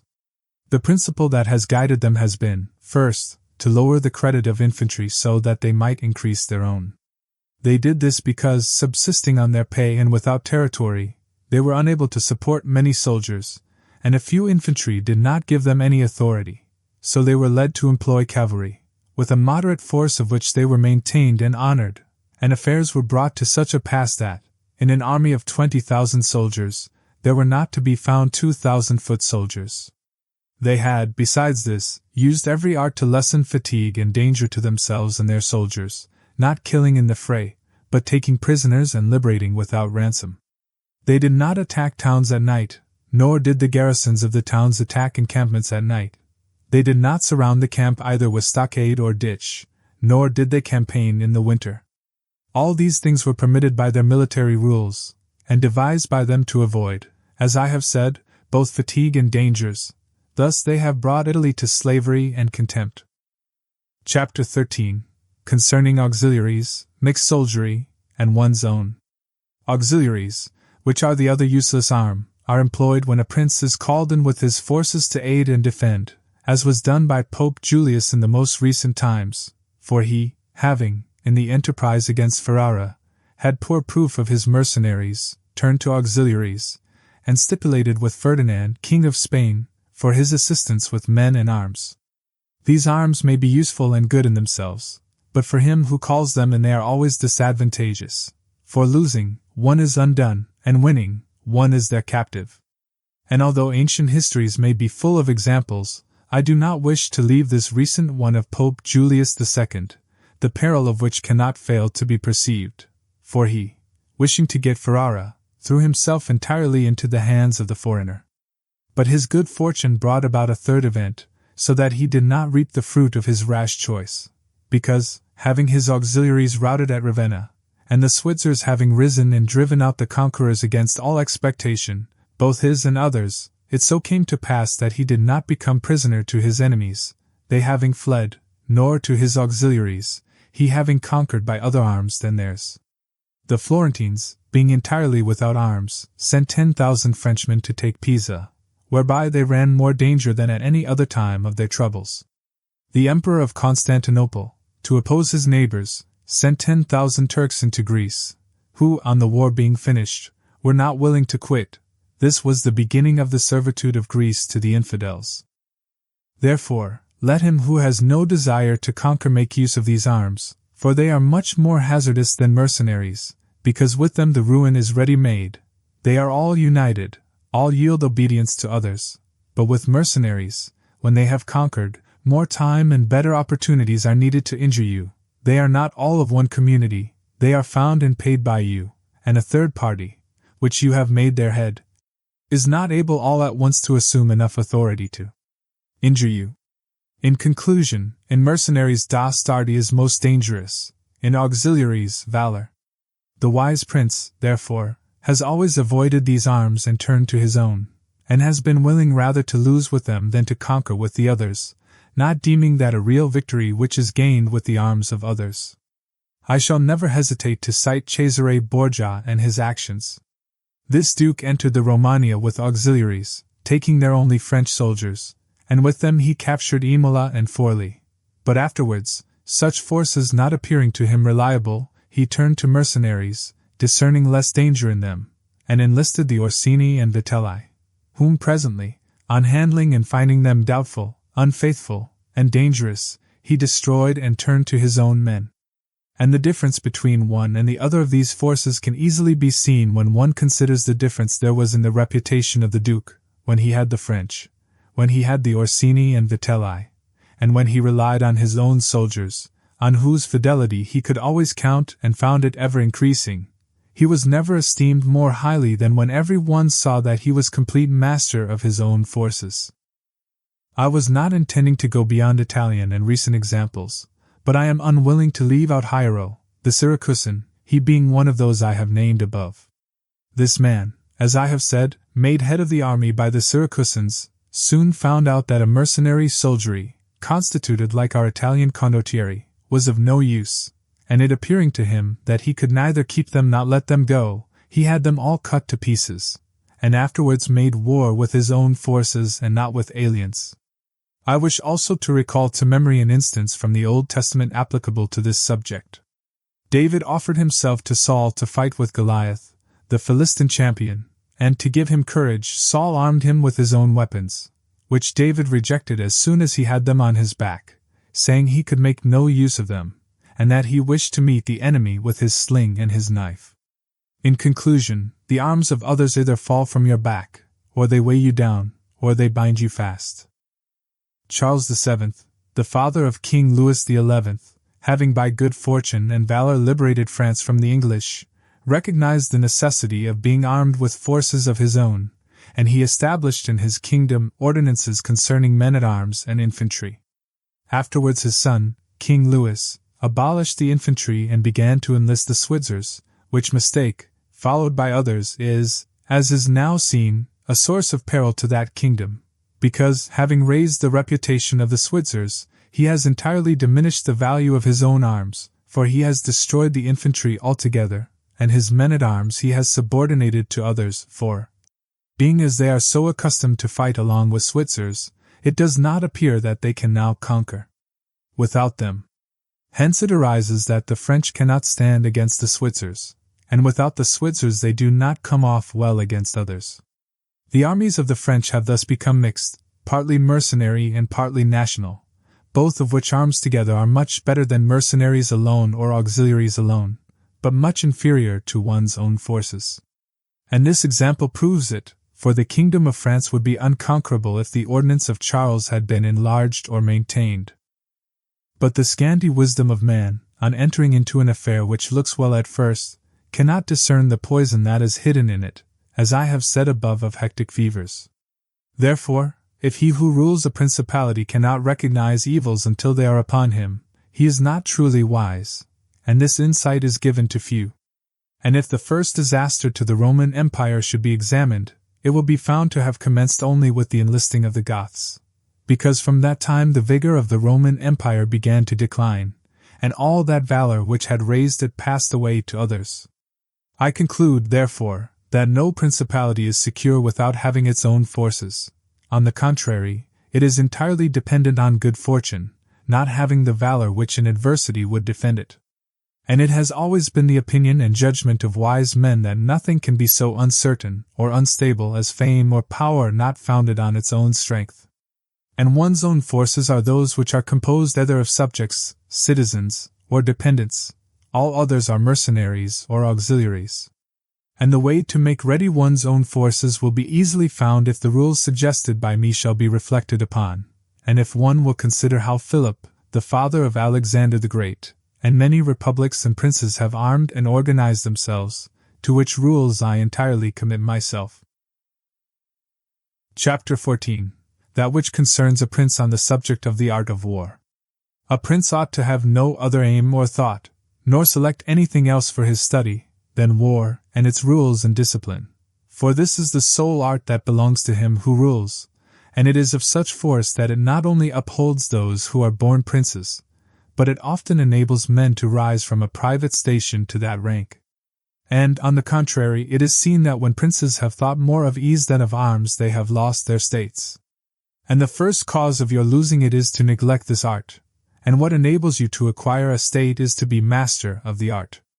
Francesco Sforza, through being marshal, from a private person became Duke of Milan, and the sons, through avoiding the hardships and troubles of arms, from dukes became private persons. For among other evils which being unarmed brings you, it causes you to be despised, and this is one of those ignominies against which a prince ought to guard himself, as is shown later on. Because there is nothing proportionate between the armed and the unarmed, and it is not reasonable that he who is armed should yield obedience willingly to him who is unarmed, or that the unarmed man should be secure among armed servants. Because, there being in the one disdain and in the other suspicion, it is not possible for them to work well together. And therefore a prince who does not understand the art of war, over and above the other misfortunes already mentioned, cannot be respected by his soldiers, nor can he rely on them. He ought never, therefore, to have out of his thoughts this subject of war, and in peace he should addict himself more to its exercise than in war. This he can do in two ways, the one by action, the other by study. As regards action, he ought above all things to keep his men well organized and drilled, to follow incessantly the chase, by which he accustoms his body to hardships, and learns something of the nature of localities, and gets to find out how the mountains rise, how the valleys open out, how the plains lie, and to understand the nature of rivers and marshes, and in all this to take the greatest care. Which knowledge is useful in two ways. Firstly, he learns to know his country, and is better able to undertake its defense. Afterwards, by means of the knowledge and observation of that locality, he understands with ease any other which it may be necessary for him to study hereafter, because the hills, valleys, and plains, and rivers and marshes that are, for instance, in Tuscany, have a certain resemblance to those of other countries, so that with a knowledge of the aspect of one country one can easily arrive at a knowledge of others. And the prince that lacks this skill lacks the essential which it is desirable that a captain should possess, for it teaches him to surprise his enemy, to select quarters, to lead armies, to array the battle, to besiege towns to advantage. Philopoemen, prince of the Achaeans, among other praises which writers have bestowed on him, is commended because in time of peace he never had anything in his mind but the rules of war, and when he was in the country with friends, he often stopped and reasoned with them. If the enemy should be upon that hill, and we should find ourselves here with our army, with whom would be the advantage? How should one best advance to meet him, keeping the ranks? If we should wish to retreat, how ought we to pursue? And he would set forth to them, as he went, all the chances that could befall an army. He would listen to their opinion and state his, confirming it with reasons, so that by these continual discussions there could never arise, in time of war, any unexpected circumstances that he could not deal with. But to exercise the intellect the prince should read histories, and study there the actions of illustrious men, to see how they have borne themselves in war, to examine the causes of their victories and defeat, so as to avoid the latter and imitate the former, and above all do as an illustrious man did, who took as an exemplar one who had been praised and famous before him, and whose achievements and deeds he always kept in his mind. As it is said, Alexander the Great imitated Achilles Caesar. Alexander, Scipio Cyrus. And whoever reads the life of Cyrus, written by Xenophon, will recognize afterwards in the life of Scipio how that imitation was his glory, and how in chastity, affability, humanity, and liberality Scipio conformed to those things which have been written of Cyrus by Xenophon. A wise prince ought to observe some such rules, and never in peaceful times stand idle, but increase his resources with industry in such a way that they may be available to him in adversity, so that if fortune chances it may find him prepared to resist her blows. Chapter 15. Concerning things for which men, and especially princes, are praised or blamed. It remains now to see what ought to be the rules of conduct for a prince towards subject and friends. And as I know that many have written on this point, I expect I shall be considered presumptuous in mentioning it again, especially as in discussing it I shall depart from the methods of other people. But it being my intention to write a thing which shall be useful to him who apprehends it, it appears to me more appropriate to follow up the real truth of the matter than the imagination of it. For many have pictured republics and principalities which in fact have never been known or seen, because how one lives is so far distant from how one ought to live, that he who neglects what is done for what ought to be done, sooner effects his ruin than his preservation, for a man who wishes to act entirely up to his professions of virtues soon meets with what destroys him among so much that is evil. Hence it is necessary for a prince wishing to hold his own to know how to do wrong, and to make use of it or not according to necessity. Therefore, putting on one side imaginary things concerning a prince, and discussing those which are real, I say that all men when they are spoken of, and chiefly princes for being more highly placed, are remarkable for some of those qualities which bring them either blame or praise, and thus it is that one is reputed liberal, another miserly, using a Tuscan term. Because an avaricious person in our language is still he who desires to possess by robbery, whilst we call one miserly who deprives himself too much of the use of his own, One is reputed generous, one rapacious, one cruel, one compassionate, one faithless, another faithful, one effeminate and cowardly, another bold and brave, one affable, another haughty, one lascivious, another chaste, one sincere, another cunning, one hard, another easy, one grave, another frivolous, one religious, another unbelieving, and the like. And I know that every one will confess that it would be most praiseworthy in a prince to exhibit all the above qualities that are considered good, but because they can neither be entirely possessed nor observed, for human conditions do not permit it, it is necessary for him to be sufficiently prudent that he may know how to avoid the reproach of those vices which would lose him his state, and also to keep himself, if it be possible, from those which would not lose him it, but this not being possible, he may with less hesitation abandon himself to them. And again, he need not make himself uneasy at incurring a reproach for those vices without which the state can only be saved with difficulty, for if everything is considered carefully it will be found that something which looks like virtue, if followed, would be his ruin, whilst something else, which looks like vice, yet followed brings him security and prosperity. Chapter 16. Concerning Liberality and Meanness. Commencing then with the first of the above-named characteristics, I say that it would be well to be reputed liberal. Nevertheless, liberality exercised in a way that does not bring you the reputation for it, injures you. For if one exercises it honestly and as it should be exercised, it may not become known, and you will not avoid the reproach of its opposite. Therefore, any one wishing to maintain among men the name of liberal is obliged to avoid no attribute of magnificence, so that a prince thus inclined will consume in such acts all his property, and will be compelled in the end, if he wish to maintain the name of liberal, to unduly weigh down his people, and tax them, and do everything he can to get money. This will soon make him odious to his subjects, and becoming poor he will be little valued by any one. Thus, with his liberality, having offended many and rewarded few, he is affected by the very first trouble and imperiled by whatever may be the first danger.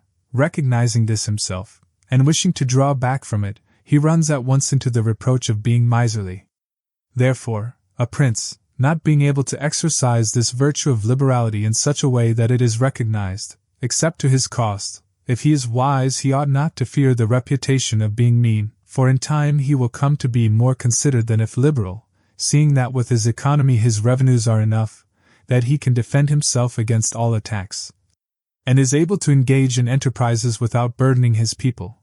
Thus it comes to pass that he exercises liberality towards all from whom he does not take, who are numberless, and meanness towards those to whom he does not give, who are few. We have not seen great things done in our time except by those who have been considered mean, the rest have failed. Pope Julius II was assisted in reaching the papacy by a reputation for liberality. Yet he did not strive afterwards to keep it up, when he made war on the King of France, and he made many wars without imposing any extraordinary tax on his subjects, for he supplied his additional expenses out of his long thriftiness. The present King of Spain would not have undertaken or conquered in so many enterprises if he had been reputed liberal. A prince, therefore, provided that he has not to rob his subjects, that he can defend himself, that he does not become poor and abject, that he is not forced to become rapacious, ought to hold of little account a reputation for being mean, for it is one of those vices which will enable him to govern. And if any one should say, Caesar obtained empire by liberality, and many others have reached the highest positions by having been liberal, and by being considered so, I answer, either you are a prince in fact, or in a way to become one. In the first case this liberality is dangerous, in the second it is very necessary to be considered liberal, and Caesar was one of those who wished to become preeminent in Rome. But if he had survived after becoming so, and had not moderated his expenses, he would have destroyed his government. And if any one should reply, many have been princes, and have done great things with armies, who have been considered very liberal, I reply, either a prince spends that which is his own or his subjects or else that of others. In the first case he ought to be sparing, in the second he ought not to neglect any opportunity for liberality. And to the prince who goes forth with his army, supporting it by pillage, sack, and extortion, handling that which belongs to others, this liberality is necessary, otherwise he would not be followed by soldiers. And of that which is neither yours nor your subjects you can be a ready giver, as were Cyrus, Caesar, and Alexander, because it does not take away your reputation if you squander that of others, but adds to it. It is only squandering your own that injures you. And there is nothing wastes so rapidly as liberality, for even whilst you exercise it you lose the power to do so, and so become either poor or despised, or else, in avoiding poverty, rapacious and hated. And a prince should guard himself, above all things, against being despised and hated, and liberality leads you to both. Therefore it is wiser to have a reputation for meanness which brings reproach without hatred, than to be compelled through seeking a reputation for liberality to incur a name for rapacity which begets reproach with hatred. Chapter 17. Concerning Cruelty and Clemency, and whether it is better to be loved than feared. Coming now to the other qualities mentioned above, I say that every prince ought to desire to be considered clement, and not cruel. Nevertheless he ought to take care not to misuse this clemency. Cesare Borgia was considered cruel, notwithstanding, his cruelty reconciled the Romagna, unified it, and restored it to peace and loyalty. And if this be rightly considered, he will be seen to have been much more merciful than the Florentine people, who, to avoid a reputation for cruelty, permitted Pistoia to be destroyed. Therefore a prince, so long as he keeps his subjects united and loyal, ought not to mind the reproach of cruelty, because with a few examples he will be more merciful than those who, through too much mercy, allow disorders to arise, from which follow murders or robberies, for these are wont to injure the whole people, whilst those executions which originate with a prince offend the individual only. And of all princes, it is impossible for the new prince to avoid the imputation of cruelty, owing to new states being full of dangers. Hence Virgil, through the mouth of Dido, excuses the inhumanity of her reign owing to its being new. Nevertheless he ought to be slow to believe and to act, nor should he himself show fear, but proceed in a temperate manner with prudence and humanity, so that too much confidence may not make him incautious, and too much distrust render him intolerable. Upon this a question arises, whether it be better to be loved than feared or feared than loved. It may be answered that one should wish to be both, but, because it is difficult to unite them in one person, it is much safer to be feared than loved, when, of the two, either must be dispensed with. Because this is to be asserted in general of men, that they are ungrateful, fickle, false, cowardly, covetous, and as long as you succeed they are yours entirely. They will offer you their blood, property, life, and children, as is said above, when the need is far distant, but when it approaches they turn against you. And that prince who, relying entirely on their promises, has neglected other precautions, is ruined, because friendships that are obtained by payments, and not by greatness or nobility of mind, may indeed be earned, but they are not secured, and in time of need cannot be relied upon. And men have less scruple in offending one who is beloved than one who is feared, for love is preserved by the link of obligation which, owing to the baseness of men, is broken at every opportunity for their advantage. But fear preserves you by a dread of punishment which never fails. Nevertheless a prince ought to inspire fear in such a way that, if he does not win love, he avoids hatred, because he can endure very well being feared whilst he is not hated, which will always be as long as he abstains from the property of his citizens and subjects, and from their women. But when it is necessary for him to proceed against the life of someone, he must do it on proper justification and for manifest cause, but above all things he must keep his hands off the property of others, because men more quickly forget the death of their father than the loss of their patrimony.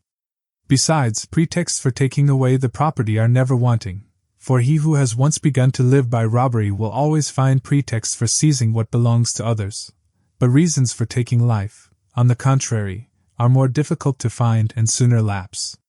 But when a prince is with his army, and has under control a multitude of soldiers, then it is quite necessary for him to disregard the reputation of cruelty, for without it he would never hold his army united or disposed to its duties. Among the wonderful deeds of Hannibal this one is enumerated, that having led an enormous army, composed of many various races of men, to fight in foreign lands, No dissensions arose either among them or against the prince, whether in his bad or in his good fortune. This arose from nothing else than his inhuman cruelty, which, with his boundless valor, made him revered and terrible in the sight of his soldiers, but without that cruelty, his other virtues were not sufficient to produce this effect. And short-sighted writers admire his deeds from one point of view and from another condemn the principal cause of them. That it is true his other virtues would not have been sufficient for him may be proved by the case of Scipio, that most excellent man, not only of his own times but within the memory of man, against whom, nevertheless, his army rebelled in Spain. This arose from nothing but his too great forbearance, which gave his soldiers more license than is consistent with military discipline. For this he was upbraided in the Senate by Fabius Maximus, and called the corrupter of the Roman soldiery. The Locrians were laid waste by a legate of Scipio, yet they were not avenged by him, nor was the insolence of the legate punished, owing entirely to his easy nature. Insomuch that someone in the Senate, wishing to excuse him, said there were many men who knew much better how not to err than to correct the errors of others. This disposition, if he had been continued in the command, would have destroyed in time the fame and glory of Scipio, but he being under the control of the Senate, this injurious characteristic not only concealed itself, but contributed to his glory. Returning to the question of being feared or loved, I come to the conclusion that, men loving according to their own will and fearing according to that of the prince, a wise prince should establish himself on that which is in his own control and not in that of others. He must endeavor only to avoid hatred, as is noted. Chapter 18. Concerning the way in which princes should keep faith.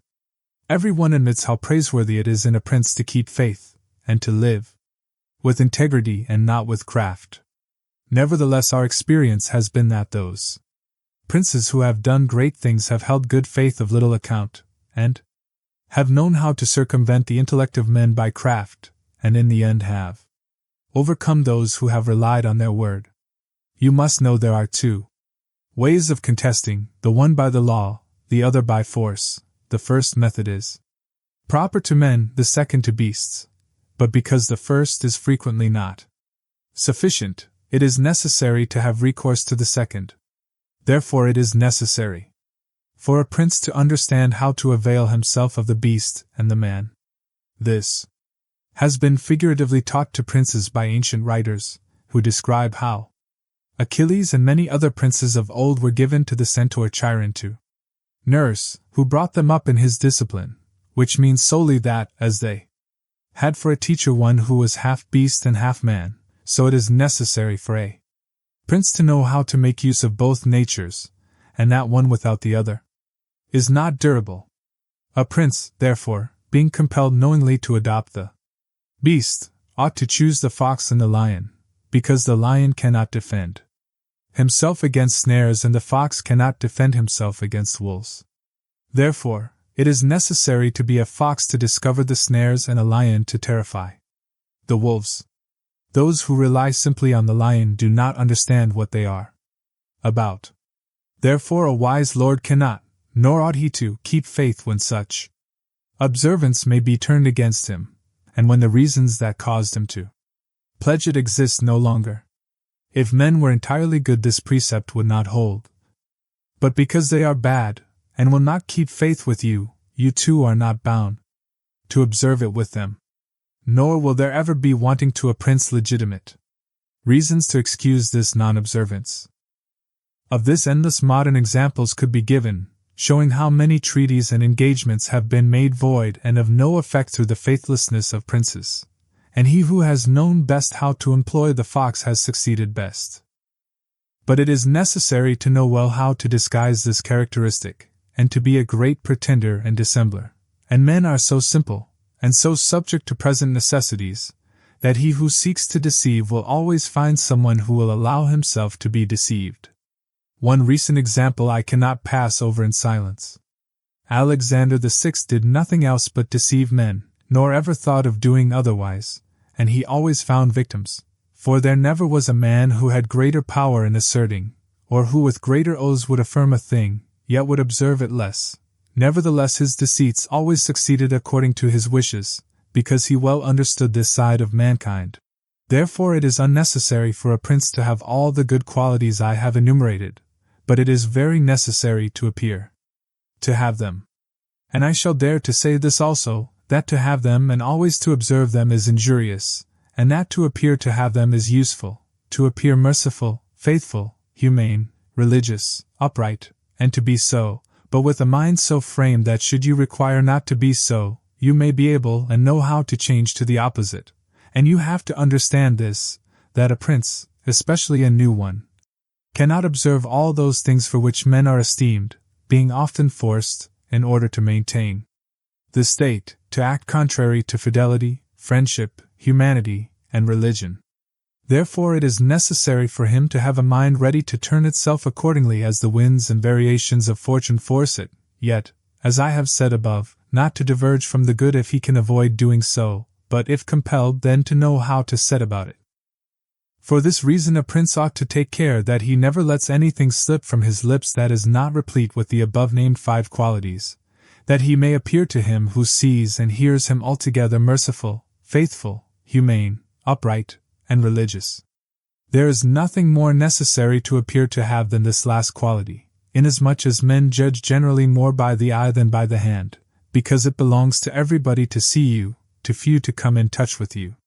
Everyone sees what you appear to be, few really know what you are, and those few dare not oppose themselves to the opinion of the many, who have the majesty of the state to defend them, and in the actions of all men, and especially of princes, which it is not prudent to challenge, one judges by the result. For that reason, let a prince have the credit of conquering and holding his state, the means will always be considered honest, and he will be praised by everybody. Because the vulgar are always taken by what a thing seems to be and by what comes of it, and in the world there are only the vulgar, for the few find a place there only when the many have no ground to rest on. One prince of the present time, whom it is not well to name, never preaches anything else but peace and good faith, and to both he is most hostile, and either, if he had kept it, would have deprived him of reputation and kingdom many a time. Chapter 19. That one should avoid being despised and hated. Now, concerning the characteristics of which mention is made above, I have spoken of the more important ones, the others I wish to discuss briefly under this generality, that the prince must consider, as has been in part said before, how to avoid those things which will make him hated or contemptible, and as often as he shall have succeeded he will have fulfilled his part, and he need not fear any danger and other reproaches. It makes him hated above all things, as I have said, to be rapacious, and to be a violator of the property and women of his subjects, from both of which he must abstain. And when neither their property nor their honor is touched, the majority of men live content, and he has only to contend with the ambition of a few, whom he can curb with ease in many ways. It makes him contemptible to be considered fickle, frivolous, effeminate, mean-spirited, irresolute, from all of which a prince should guard himself as from a rock, and he should endeavor to show in his actions greatness, courage, gravity, and fortitude, and in his private dealings with his subjects let him show that his judgments are irrevocable, and maintain himself in such reputation that no one can hope either to deceive him or to get round him. That prince is highly esteemed who conveys this impression of himself, and he who is highly esteemed is not easily conspired against, for, provided it is well known that he is an excellent man and revered by his people, he can only be attacked with difficulty. For this reason a prince ought to have 2 fears, one from within, on account of his subjects, the other from without, on account of external powers. From the latter he is defended by being well armed and having good allies, and if he is well armed he will have good friends, and affairs will always remain quiet within when they are quiet without, unless they should have been already disturbed by conspiracy, and even should affairs outside be disturbed, if he has carried out his preparations and has lived as I have said, as long as he does not despair, he will resist every attack, as I said Nabis the Spartan did. But concerning his subjects, when affairs outside are disturbed he has only to fear that they will conspire secretly, from which a prince can easily secure himself by avoiding being hated and despised, and by keeping the people satisfied with him, which it is most necessary for him to accomplish, as I said above at length.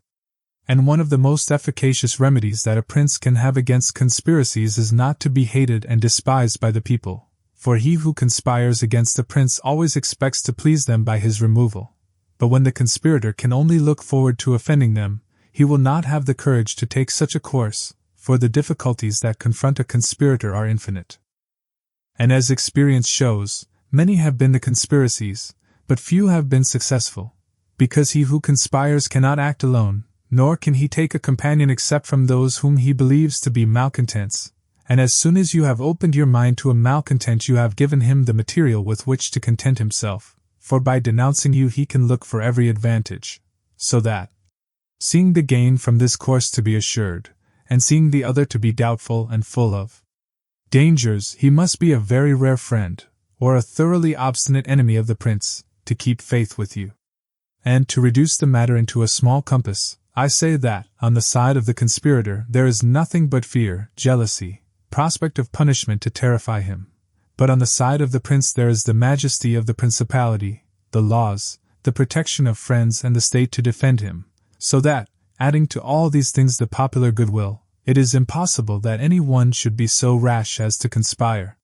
For whereas in general the conspirator has to fear before the execution of his plot, in this case he has also to fear the sequel to the crime, because on account of it he has the people for an enemy, and thus cannot hope for any escape.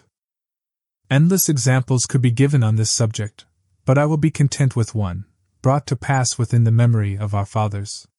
Messer Annibale Bentivogli, who was prince in Bologna, grandfather of the present Annibale, having been murdered by the Canci, who had conspired against him, not one of his family survived but Messer Giovanni, who was in childhood. Immediately after his assassination the people rose and murdered all the Canci.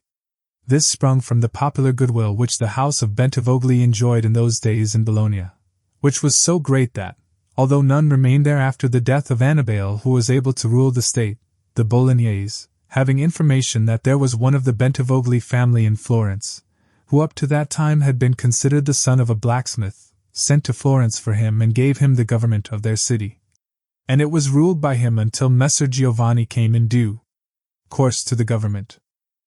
For this reason I consider that a prince ought to reckon conspiracies of little account when his people hold him in esteem, but when it is hostile to him, and bears hatred towards him, he ought to fear everything and everybody. And well-ordered states and wise princes have taken every care not to drive the nobles to desperation, and to keep the people satisfied and contented, for this is one of the most important objects a prince can have. Among the best ordered and governed kingdoms of our times is France, and in it are found many good institutions on which depend the liberty and security of the king. Of these the first is the Parliament, and its authority, because he who founded the kingdom, knowing the ambition of the nobility and their boldness, considered that a bit to their mouths would be necessary to hold them in, and on the other side, knowing the hatred of the people, founded in fear, against the nobles, he wished to protect them, yet he was not anxious for this to be the particular care of the king. Therefore, to take away the reproach which he would be liable to from the nobles for favoring the people, and from the people for favoring the nobles, he set up an arbiter, who should be one who could beat down the great and favor the lesser without reproach to the king. Neither could you have a better or a more prudent arrangement, or a greater source of security to the king and kingdom. From this one can draw another important conclusion, that princes ought to leave affairs of reproach to the management of others, and keep those of grace in their own hands. And further, I consider that a prince ought to cherish the nobles, but not so as to make himself hated by the people. It may appear, perhaps, to some who have examined the lives and deaths of the Roman emperors that many of them would be an example contrary to my opinion, seeing that some of them lived nobly and showed great qualities of soul. Nevertheless they have lost their empire or have been killed by subjects who have conspired against them. Wishing, therefore, to answer these objections, I will recall the characters of some of the emperors, and will show that the causes of their ruin were not different to those alleged by me. At the same time I will only submit for consideration those things that are noteworthy to him who studies the affairs of those times. It seems to me sufficient to take all those emperors who succeeded to the empire from Marcus the philosopher down to Maximinus. They were Marcus and his son Commodus, Pertinax, Julian, Severus and his son Antoninus Caracalla, Macrinus, Heliogabalus, Alexander, and Maximinus. There is first to note that, whereas in other principalities the ambition of the nobles and the insolence of the people only have to be contended with, the Roman emperors had a third difficulty in having to put up with the cruelty and avarice of their soldiers, a matter so beset with difficulties that it was the ruin of many, for it was a hard thing to give satisfaction both to soldiers and people. Because the people loved peace, and for this reason they loved the unaspiring prince, whilst the soldiers loved the warlike prince who was bold, cruel, and rapacious, which qualities they were quite willing he should exercise upon the people, so that they could get double pay and give vent to their own greed and cruelty. Hence it arose that those emperors were always overthrown who, either by birth or training, had no great authority, and most of them, especially those who came new to the principality, recognizing the difficulty of these two opposing humors, were inclined to give satisfaction to the soldiers, caring little about injuring the people. Which course was necessary, because, as princes cannot help being hated by someone, they ought, in the first place, to avoid being hated by everyone, and when they cannot compass this, they ought to endeavor with the utmost diligence to avoid the hatred of the most powerful. Therefore, those emperors who through inexperience had need of special favor adhered more readily to the soldiers than to the people, a course which turned out advantageous to them or not, accordingly as the prince knew how to maintain authority over them. From these causes it arose that Marcus, Pertinax, and Alexander, being all men of modest life, lovers of justice, enemies to cruelty, humane, and benignant, came to a sad end except Marcus. He alone lived and died honored because he had succeeded to the throne by hereditary title, and owed nothing either to the soldiers or the people, and afterwards, being possessed of many virtues which made him respected. He always kept both orders in their places whilst he lived, and was neither hated nor despised. But Pertinax was created emperor against the wishes of the soldiers, who, being accustomed to live licentiously under Commodus, could not endure the honest life to which Pertinax wished to reduce them. Thus, having given cause for hatred, to which hatred there was added contempt for his old age, he was overthrown at the very beginning of his administration. And here it should be noted that hatred is acquired as much by good works as by bad ones. Therefore, as I said before, a prince wishing to keep his state is very often forced to do evil, for when that body is corrupt whom you think you have need of to maintain yourself, it may be either the people or the soldiers or the nobles, you have to submit to its humors and to gratify them, and then good works will do you harm. But let us come to Alexander, who was a man of such great goodness, that among the other praises which are accorded him is this, that in the 14 years he held the empire no one was ever put to death by him unjudged. Nevertheless, being considered effeminate, and a man who allowed himself to be governed by his mother, he became despised. The army conspired against him, and murdered him. Turning now to the opposite characters of Commodus, Severus, Antoninus Caracalla, and Maximinus, you will find them all cruel and rapacious men who, to satisfy their soldiers, did not hesitate to commit every kind of iniquity against the people, and all, except Severus, came to a bad end. But in Severus there was so much valor that, keeping the soldiers friendly, although the people were oppressed by him, he reigned successfully, for his valor made him so much admired in the sight of the soldiers and people that the latter were kept in a way astonished and awed and the former respectful and satisfied. And because the actions of this man, as a new prince, were great, I wish to show briefly that he knew well how to counterfeit the fox and the lion, which natures, as I said above, it is necessary for a prince to imitate. Knowing the sloth of the Emperor Julian, he persuaded the army in Sclavonia, of which he was captain, that it would be right to go to Rome and avenge the death of Pertinax, who had been killed by the Praetorian soldiers, and under this pretext, without appearing to aspire to the throne, he moved the army on Rome, and reached Italy before it was known that he had started. On his arrival at Rome, the Senate, through fear, elected him emperor and killed Julian. After this there remained for Severus, who wished to make himself master of the whole empire, two difficulties, one in Asia, where Niger, head of the Asiatic army, had caused himself to be proclaimed emperor, the other in the west where Albinus was, who also aspired to the throne. And as he considered it dangerous to declare himself hostile to both, he decided to attack Niger and to deceive Albinus. To the latter he wrote that, being elected emperor by the Senate, he was willing to share that dignity with him and sent him the title of Caesar, and moreover, that the Senate had made Albinus his colleague, which things were accepted by Albinus as true. But after Severus had conquered and killed Niger, and settled Oriental affairs, he returned to Rome and complained to the Senate that Albinus, little recognizing the benefits that he had received from him, had by treachery sought to murder him, and for this ingratitude he was compelled to punish him. Afterwards he sought him out in France, and took from him his government and life. He who will, therefore, carefully examine the actions of this man will find him a most valiant lion and a most cunning fox. He will find him feared and respected by everyone, and not hated by the army, and it need not be wondered at that he, a new man, was able to hold the empire so well, because his supreme renown always protected him from that hatred which the people might have conceived against him for his violence. But his son Antoninus was a most eminent man, and had very excellent qualities, which made him admirable in the sight of the people and acceptable to the soldiers, for he was a warlike man, most enduring of fatigue, a despiser of all delicate food and other luxuries, which caused him to be beloved by the armies. Nevertheless, his ferocity and cruelties were so great and so unheard of that, after endless single murders, he killed a large number of the people of Rome and all those of Alexandria.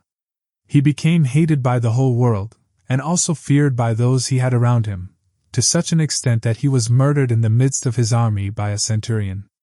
And here it must be noted that such light deaths, which are deliberately inflicted with a resolved and desperate courage, cannot be avoided by princes, because any one who does not fear to die can inflict them, but a prince may fear them the less because they are very rare. He has only to be careful not to do any grave injury to those whom he employs or has around him in the service of the state. Antoninus had not taken this care, but had contumeliously killed a brother of that centurion, whom also he daily threatened, yet retained in his bodyguard, which, as it turned out, was a rash thing to do, and proved the emperor's ruin. But let us come to Commodus, to whom it should have been very easy to hold the empire, for, being the son of Marcus, he had inherited it, and he had only to follow in the footsteps of his father to please his people and soldiers.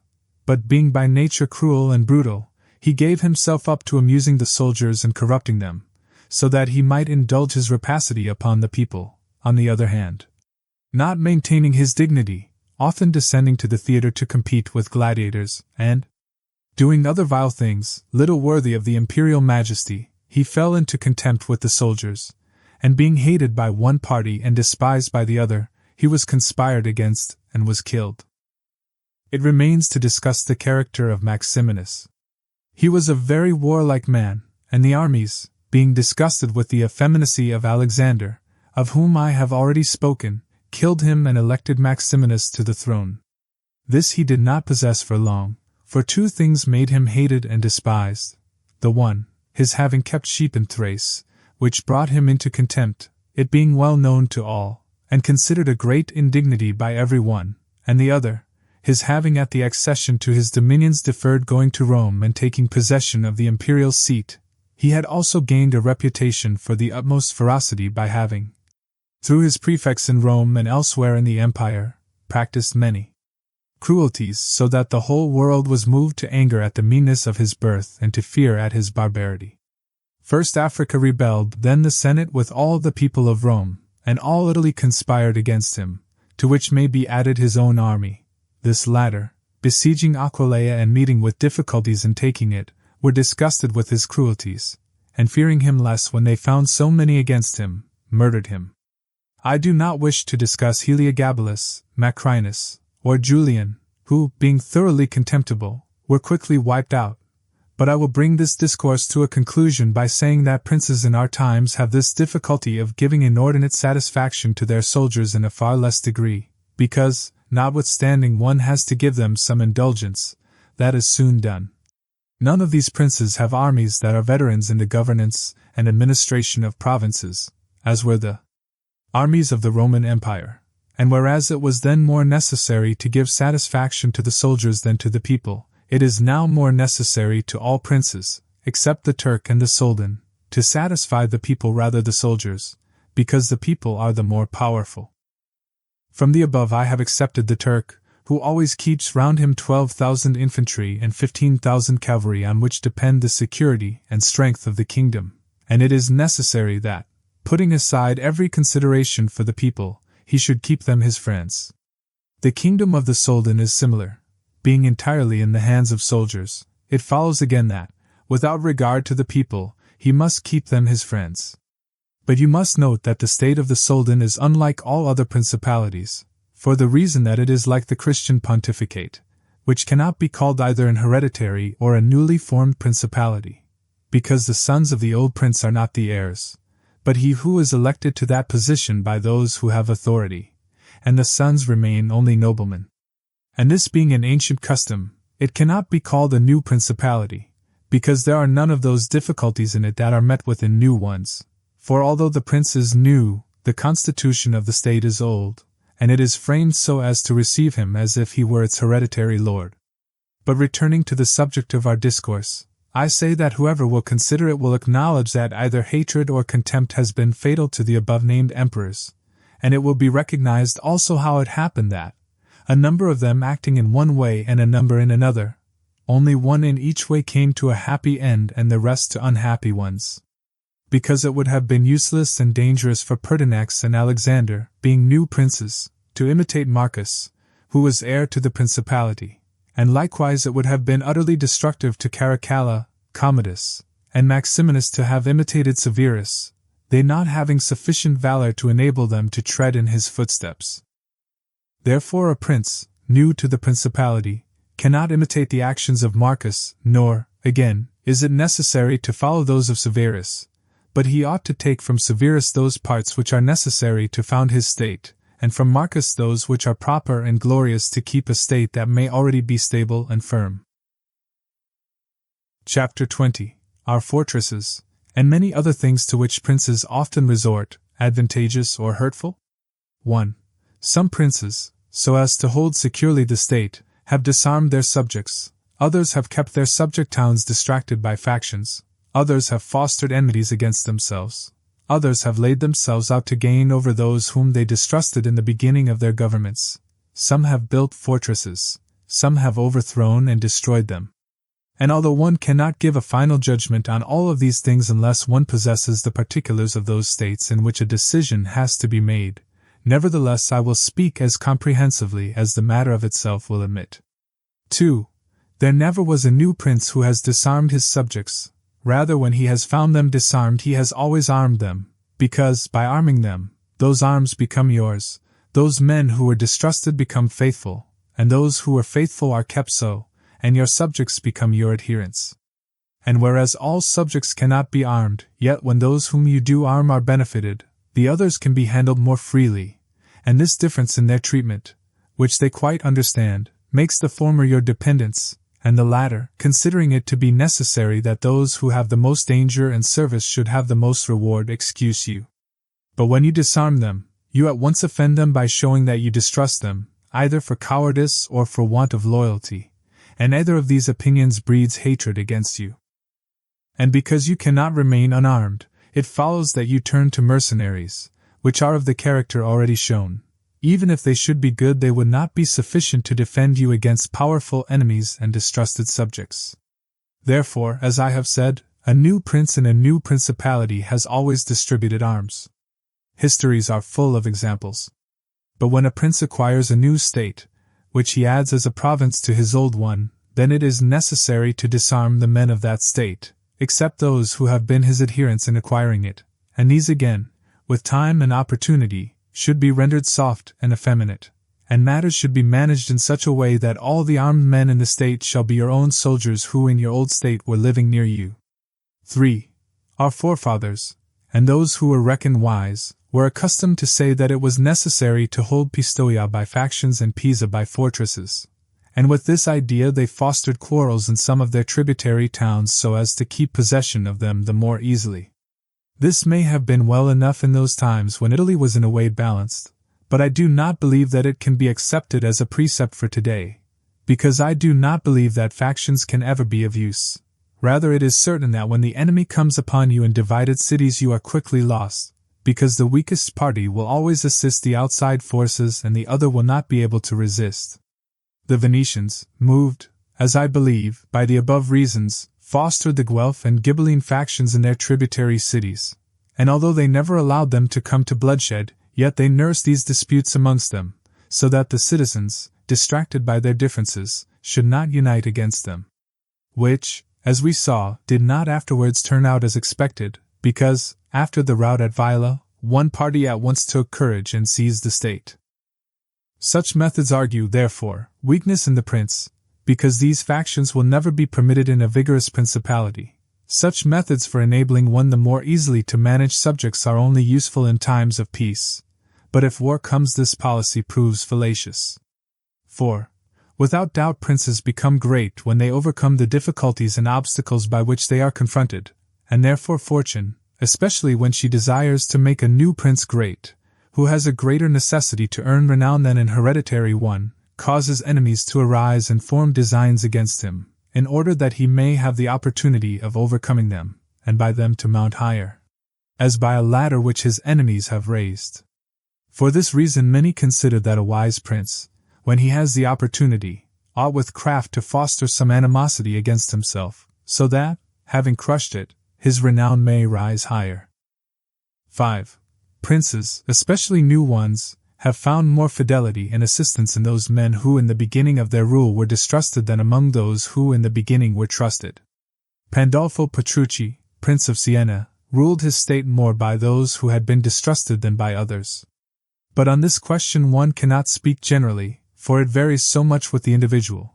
I will only say this, that those men who at the commencement of a princedom have been hostile, if they are of a description to need assistance to support themselves, can always be gained over with the greatest ease, and they will be tightly held to serve the prince with fidelity, inasmuch as they know it to be very necessary for them to cancel by deeds the bad impression which he had formed of them, and thus the prince always extracts more profit from them than from those who, serving him in too much security, may neglect his affairs.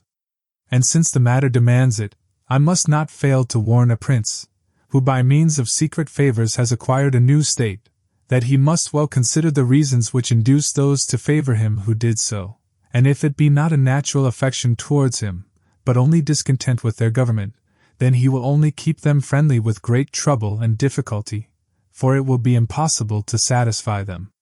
And weighing well the reasons for this in those examples which can be taken from ancient and modern affairs, we shall find that it is easier for the prince to make friends of those men who were contented under the former government, and are therefore his enemies, than of those who, being discontented with it, were favorable to him and encouraged him to seize it.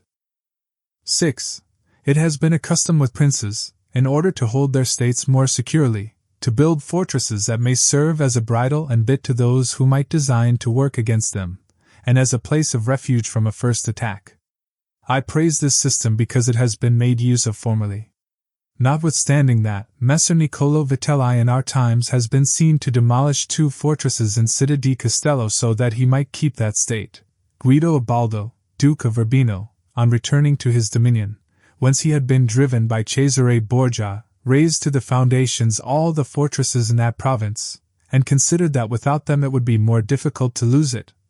The Bentivogli returning to Bologna came to a similar decision. Fortresses, therefore, are useful or not according to circumstances. If they do you good in one way they injure you in another. And this question can be reasoned thus. The prince who has more to fear from the people than from foreigners ought to build fortresses, but he who has more to fear from foreigners than from the people ought to leave them alone. The castle of Milan, built by Francesco Sforza, has made, and will make, more trouble for the house of Sforza than any other disorder in the state. For this reason the best possible fortress is, not to be hated by the people, because, although you may hold the fortresses, yet they will not save you if the people hate you, for there will never be wanting foreigners to assist the people who have taken arms against you. It has not been seen in our times that such fortresses have been of use to any prince, unless to the Countess of Forli, when the Count Girolamo, her consort, was killed, for by that means she was able to withstand the popular attack and wait for assistance from Milan, and thus recover her state, and the posture of affairs was such at that time that the foreigners could not assist the people.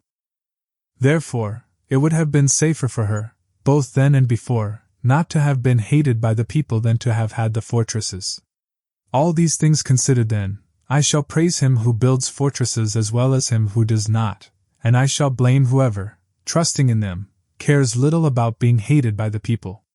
But fortresses were of little value to her afterwards when Cesare Borgia attacked her, and when the people, her enemy, were allied with foreigners. Chapter 21. How a Prince Should Conduct Himself so as to Gain Renown. Nothing makes a prince so much esteemed as great enterprises and setting a fine example. We have in our time Ferdinand of Aragon, the present King of Spain.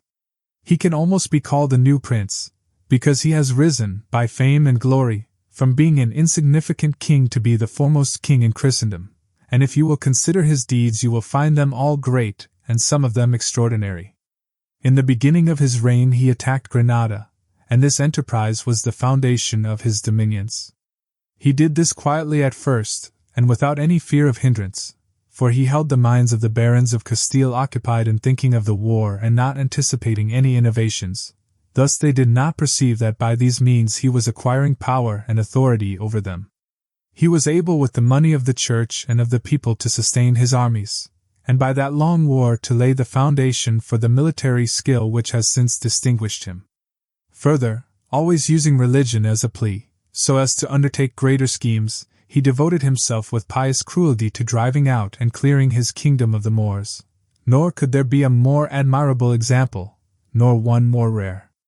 Under this same cloak he assailed Africa, he came down on Italy, he has finally attacked France, and thus his achievements and designs have always been great, and have kept the minds of his people in suspense and admiration and occupied with the issue of them. And his actions have arisen in such a way, one out of the other, that men have never been given time to work steadily against him. Again, it much assists a prince to set unusual examples in internal affairs, similar to those which are related of Messer Bernabo de Milano, who, when he had the opportunity, by any one in civil life doing some extraordinary thing, either good or bad, would take some method of rewarding or punishing him, which would be much spoken about. And a prince ought, above all things, always endeavor in every action to gain for himself the reputation of being a great and remarkable man. A prince is also respected when he is either a true friend or a downright enemy, that is to say, when, without any reservation, he declares himself in favor of one party against the other, which course will always be more advantageous than standing neutral, because if two of your powerful neighbors come to blows, they are of such a character that, if one of them conquers, you have either to fear him or not. In either case it will always be more advantageous for you to declare yourself and to make war strenuously, because, in the first case, if you do not declare yourself, you will invariably fall a prey to the conqueror, to the pleasure and satisfaction of him who has been conquered, and you will have no reasons to offer, nor anything to protect or to shelter you. Because he who conquers does not want doubtful friends who will not aid him in the time of trial, and he who loses will not harbor you because you did not willingly, sword in hand, court his fate. Antiochus went into Greece, being sent for by the Aetolians to drive out the Romans. He sent envoys to the Achaeans, who were friends of the Romans, exhorting them to remain neutral, and on the other hand the Romans urged them to take up arms. This question came to be discussed in the council of the Achaeans, where the legate of Antiochus urged them to stand neutral.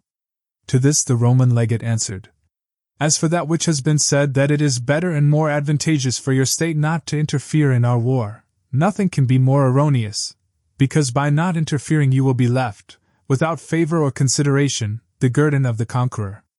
Thus it will always happen that he who is not your friend will demand your neutrality, whilst he who is your friend will entreat you to declare yourself with arms.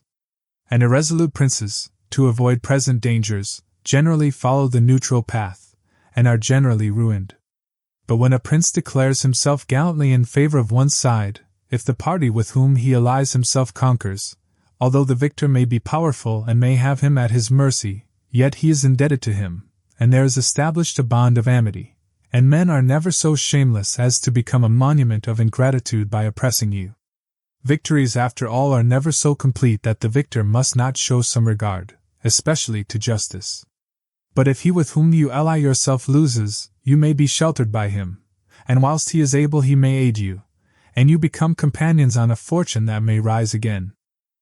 In the second case, when those who fight are of such a character that you have no anxiety as to who may conquer, so much the more is it greater prudence to be allied, because you assist at the destruction of one by the aid of another who, if he had been wise, would have saved him, and conquering, as it is impossible that he should not do with your assistance, he remains at your discretion.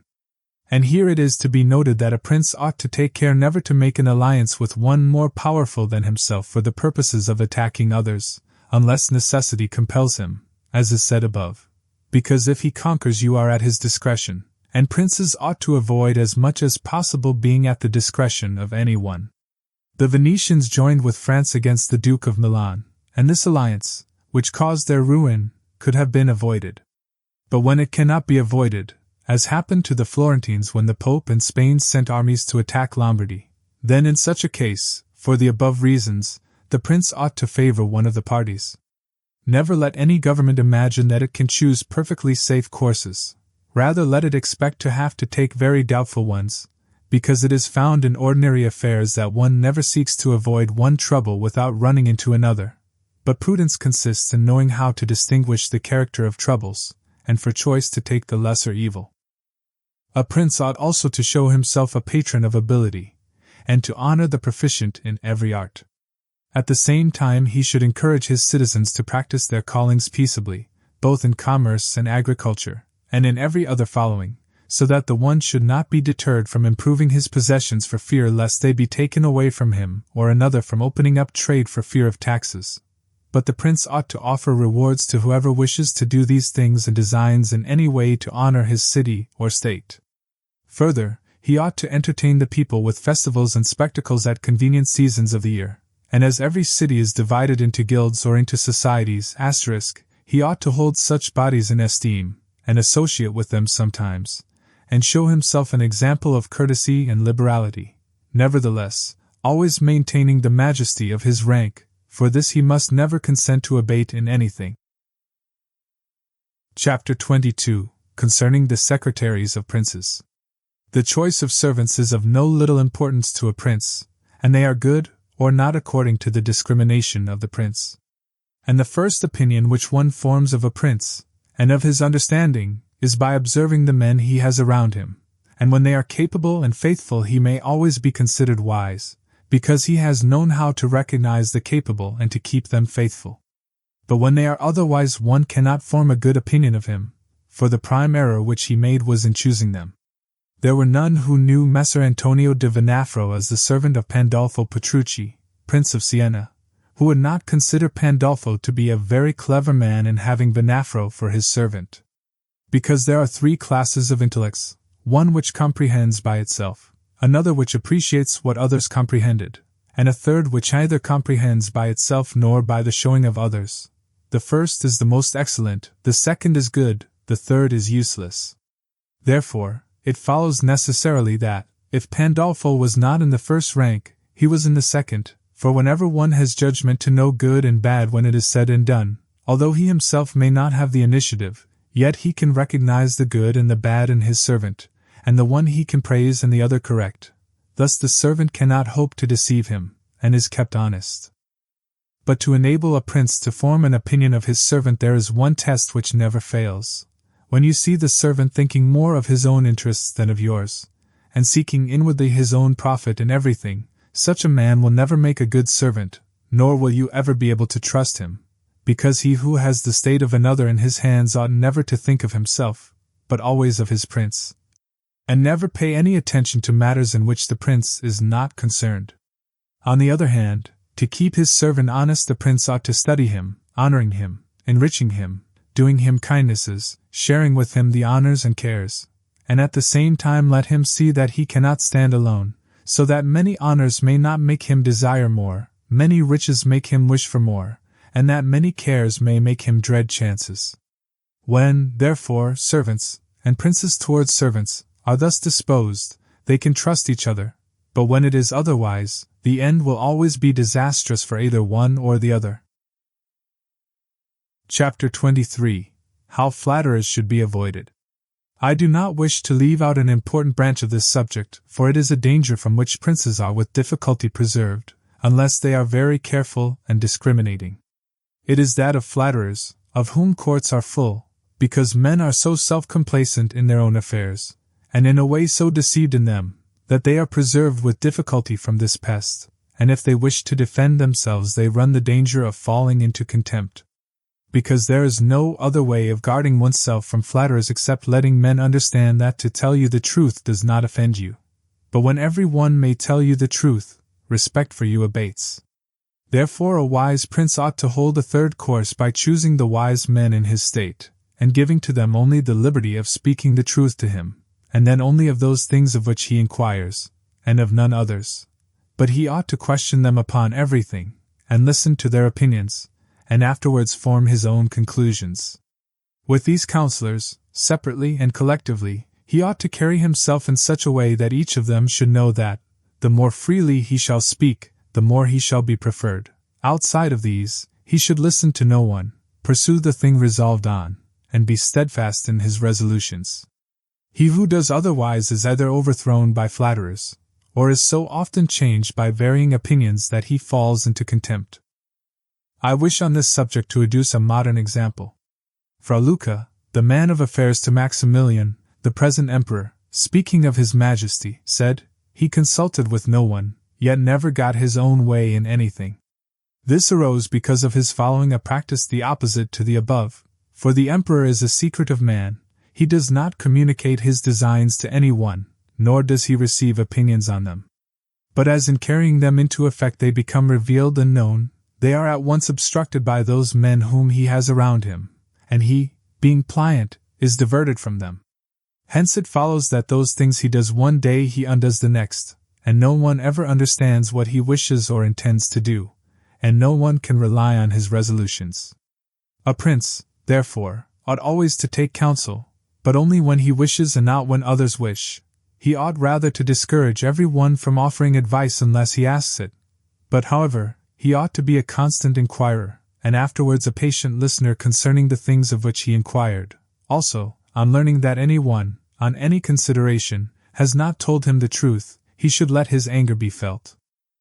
And if there are some who think that a prince who conveys an impression of his wisdom is not so through his own ability, but through the good advisers that he has around him, beyond doubt they are deceived, because this is an axiom which never fails, that a prince who is not wise himself will never take good advice, unless by chance he has yielded his affairs entirely to one person who happens to be a very prudent man.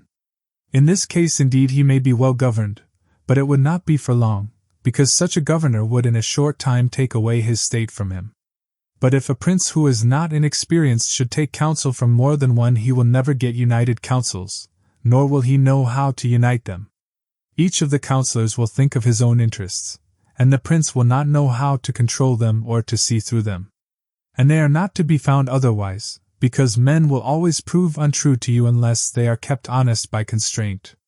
Therefore it must be inferred that good counsels, whencesoever they come, are born of the wisdom of the prince, and not the wisdom of the prince from good counsels. Chapter 24. Why the Princes of Italy have lost their states. The previous suggestions, carefully observed, will enable a new prince to appear well established, and render him at once more secure and fixed in the state than if he had been long seated there. For the actions of a new prince are more narrowly observed than those of an hereditary one, and when they are seen to be able they gain more men and bind far tighter than ancient blood, because men are attracted more by the present than by the past, and when they find the present good they enjoy it and seek no further. They will also make the utmost defense of a prince if he fails them not in other things. Thus it will be a double glory for him to have established a new principality, and adorned and strengthened it with good laws, good arms, good allies, and with a good example. So will it be a double disgrace to him who, born a prince, shall lose his state by want of wisdom. And if those seigneurs are considered who have lost their states in Italy in our times, such as the King of Naples, the Duke of Milan, and others, there will be found in them, firstly, one common defect in regard to arms from the causes which have been discussed at length.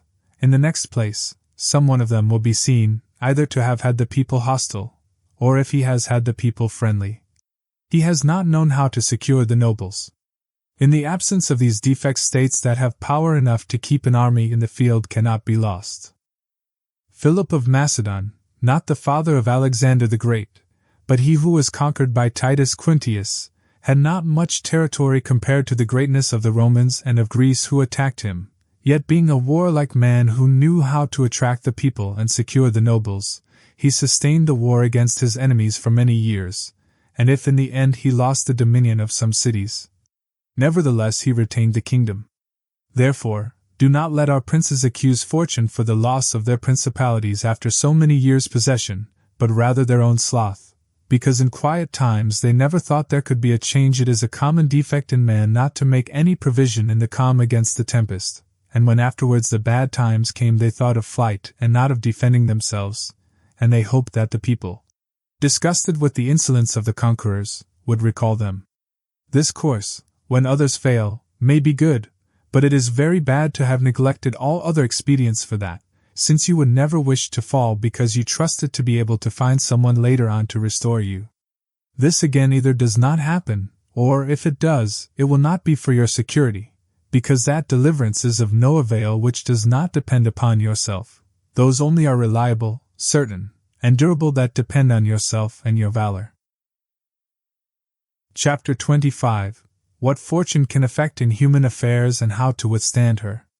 It is not unknown to me how many men have had, and still have, the opinion that the affairs of the world are in such wise governed by fortune and by God that men with their wisdom cannot direct them and that no one can even help them, and because of this they would have us believe that it is not necessary to labor much in affairs, but to let chance govern them. This opinion has been more credited in our times because of the great changes in affairs which have been seen, and may still be seen, every day, beyond all human conjecture. Sometimes pondering over this, I am in some degree inclined to their opinion. Nevertheless, not to extinguish our free will, I hold it to be true that fortune is the arbiter of one half of our actions, but that she still leaves us to direct the other half, or perhaps a little less.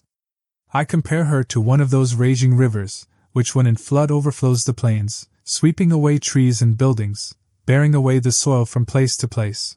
Everything flies before it, all yield to its violence, without being able in any way to withstand it, and yet though its nature be such, it does not follow therefore that men, when the weather becomes fair, shall not make provision, both with defenses and barriers, in such a manner that, rising again, the waters may pass away by canal, and their force be either so unrestrained nor so dangerous. So it happens with fortune, who shows her power where valor has not prepared to resist her, and thither she turns her forces where she knows that barriers and defenses have not been raised to constrain her. And if you will considerately, which is the seat of these changes, and which has given to them their impulse, you will see it to be an open country without barriers and without any defense. For if it had been defended by proper valor, as are Germany, Spain, and France, either this invasion would not have made the great changes it has made, or it would not have come at all. And this I consider enough to say concerning resistance to fortune in general. But confining myself more to the particular, I say that a prince may be seen happy today and ruined tomorrow without having shown any change of disposition or character. This, I believe, arises firstly from causes that have already been discussed at length, namely, that the prince who relies entirely on fortune is lost when it changes. I believe also that he will be successful who directs his actions according to the spirit of the times, and that he whose actions do not accord with the times will not be successful. Because men are seen, in affairs that lead to the end which every man has before him, namely, glory and riches, to get there by various methods, one with caution, another with haste, one by force, another by skill, one by patience, another by its opposite, and each one succeeds in reaching the goal by a different method. One can also see of two cautious men the one attain his end, the other fail, and similarly, two men by different observances are equally successful, the one being cautious, the other impetuous. All this arises from nothing else than whether or not they conform in their methods to the spirit of the times. This follows from what I have said that two men working differently bring about the same effect, and of two working similarly, one attains his object and the other does not. Changes in a state also issue from this, for if, to one who governs himself with caution and patience, times and affairs converge in such a way that his administration is successful, his fortune is made. But if times and affairs change, he is ruined if he does not change his course of action.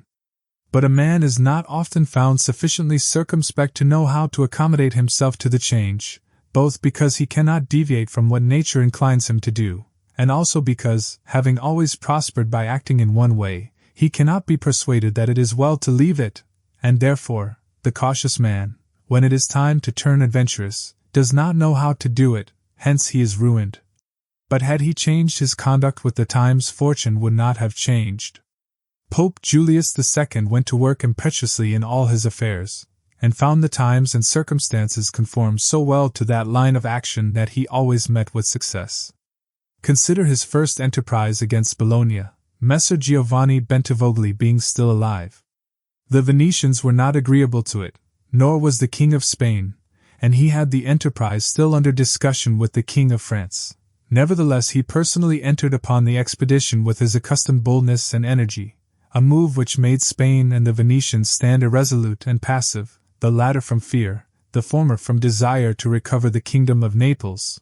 On the other hand, he drew after him the King of France, because that king, having observed the movement, and desiring to make the Pope his friend so as to humble the Venetians, found it impossible to refuse him. Therefore Julius with his impetuous action accomplished what no other pontiff with simple human wisdom could have done, for if he had waited in Rome until he could get away, with his plans arranged and everything fixed, as any other pontiff would have done, he would never have succeeded. Because the King of France would have made 1,000 excuses, and the others would have raised 1,000 fears. I will leave his other actions alone, as they were all alike, and they all succeeded, for the shortness of his life did not let him experience the contrary. But if circumstances had arisen which required him to go cautiously, his ruin would have followed, because he would never have deviated from those ways to which nature inclined him. I conclude, therefore, that, fortune being changeful and mankind steadfast in their ways, so long as the two are in agreement men are successful, but unsuccessful when they fall out. For my part, one considered that it is better to be adventurous than cautious, because fortune is a woman, and if you wish to keep her under it is necessary to beat and ill-use her, and it is seen that she allows herself to be mastered by the adventurous rather than by those who go to work more coldly. She is, therefore, always womanlike, a lover of young men, because they are less cautious, more violent, and with more audacity command her. Chapter 26. An Exhortation to Liberate Italy from the Barbarians. Having carefully considered the subject of the above discourses, and wondering within myself whether the present times were propitious to a new prince, and whether there were elements that would give an opportunity to a wise and virtuous one to introduce a new order of things which would do honor to him and good to the people of this country, it appears to me that so many things concur to favor a new prince that I never knew a time more fit than the present. And if, as I said, it was necessary that the people of Israel should be captives so as to make manifest the ability of Moses, that the Persians should be oppressed by the Medes so as to discover the greatness of the soul of Cyrus, and that the Athenians should be dispersed to illustrate the capabilities of Theseus, then at the present time, in order to discover the virtue of an Italian spirit, it was necessary that Italy should be reduced to the extremity that she is now in, that she should be more enslaved than the Hebrews, more oppressed than the Persians, more scattered than the Athenians, without head, without order, beaten, despoiled, torn, overrun, and to have endured every kind of desolation.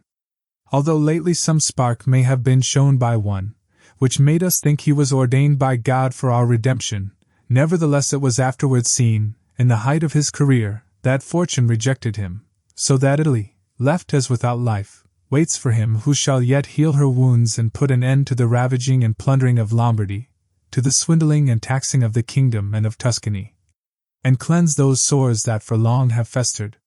It is seen how she entreats God to send someone who shall deliver her from these wrongs and barbarous insolencies. It is seen also that she is ready and willing to follow a banner if only someone will raise it. Nor is there to be seen at present one in whom she can place more hope than in your illustrious house, with its valor and fortune, favored by God and by the Church of which it is now the chief, and which could be made the head of this redemption. This will not be difficult if you will recall to yourself the actions and lives of the men I have named. And although they were great and wonderful men, yet they were men, and each one of them had no more opportunity than the present offers, for their enterprises were neither more just nor easier than this, nor was God more their friend than he is yours. With us there is great justice, because that war is just which is necessary, and arms are hallowed when there is no other hope but in them. Here there is the greatest willingness, and where the willingness is great the difficulties cannot be great if you will only follow those men to whom I have directed your attention. Further than this, how extraordinarily the ways of God have been manifested beyond example. The sea is divided, a cloud has led the way, the rock has poured forth water, it has rained manna, everything has contributed to your greatness, you ought to do the rest.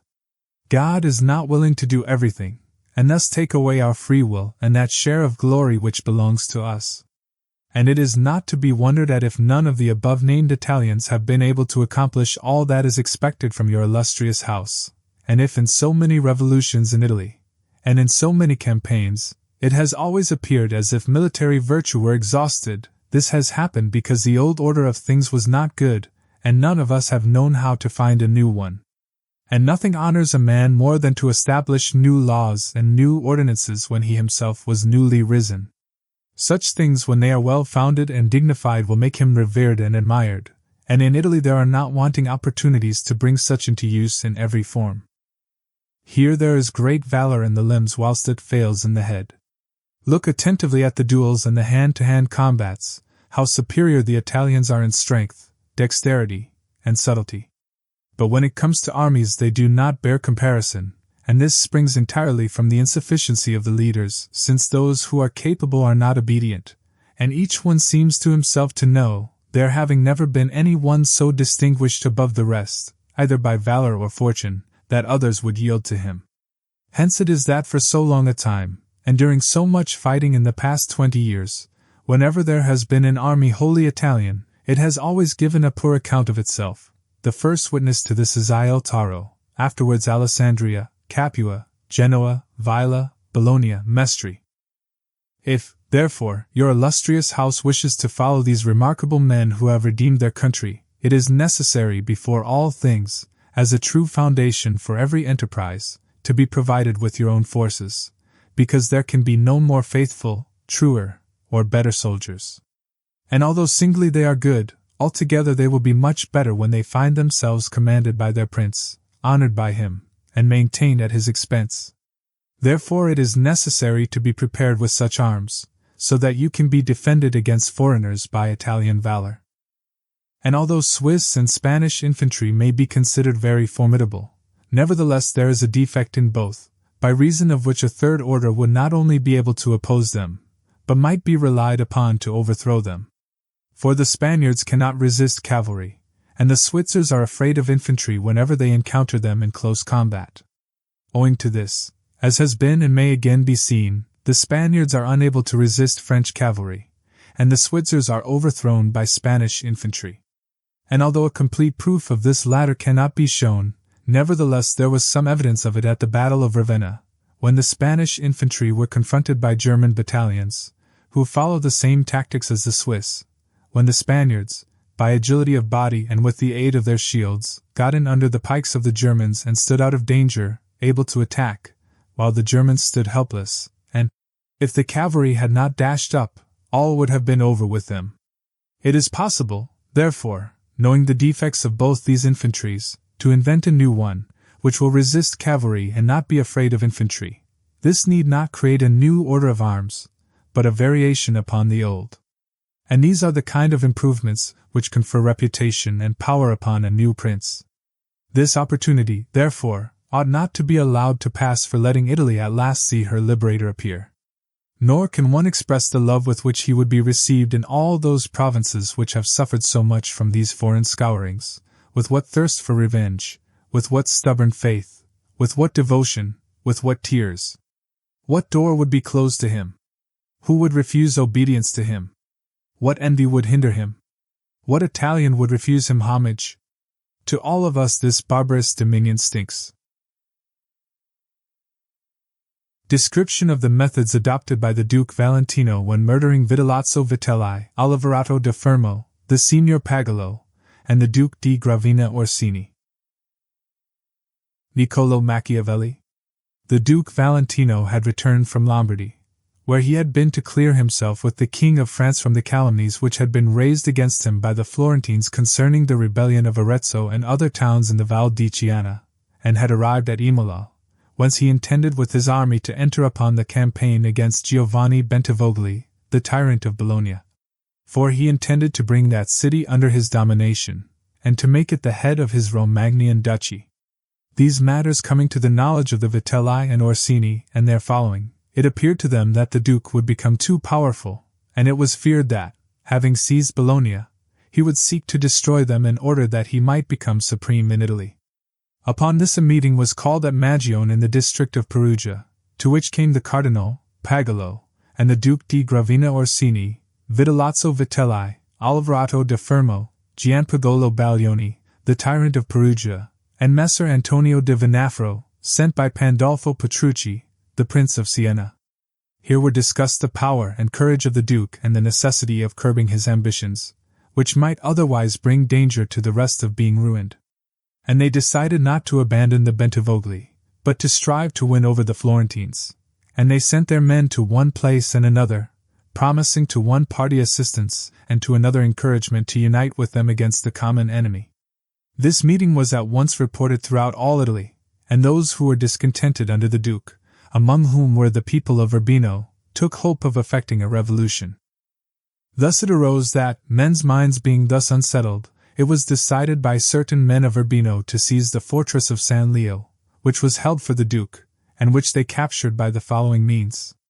The castellan was fortifying the rock and causing timber to be taken there, so the conspirators watched, and when certain beams which were being carried to the rock were upon the bridge, so that it was prevented from being drawn up by those inside, they took the opportunity of leaping upon the bridge and thence into the fortress. Upon this capture being effected, the whole state rebelled and recalled the old Duke, being encouraged in this, not so much by the capture of the fort, as by the Diet at Magione, from whom they expected to get assistance. Those who heard of the rebellion at Urbino thought they would not lose the opportunity, and at once assembled their men so as to take any town, should any remain in the hands of the Duke in that state, and they sent again to Florence to beg that republic to join with them in destroying the common firebrand, showing that the risk was lessened and that they ought not to wait for another opportunity. But the Florentines, from hatred, for sundry reasons, of the Vitelli and Orsini, not only would not ally themselves, but sent Niccolò Machiavelli, their secretary, to offer shelter and assistance to the Duke against his enemies.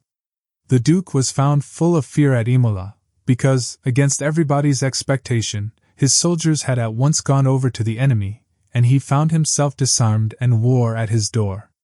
But recovering courage from the offers of the Florentines, he decided to temporize before fighting with the few soldiers that remained to him, and to negotiate for a reconciliation, and also to get assistance.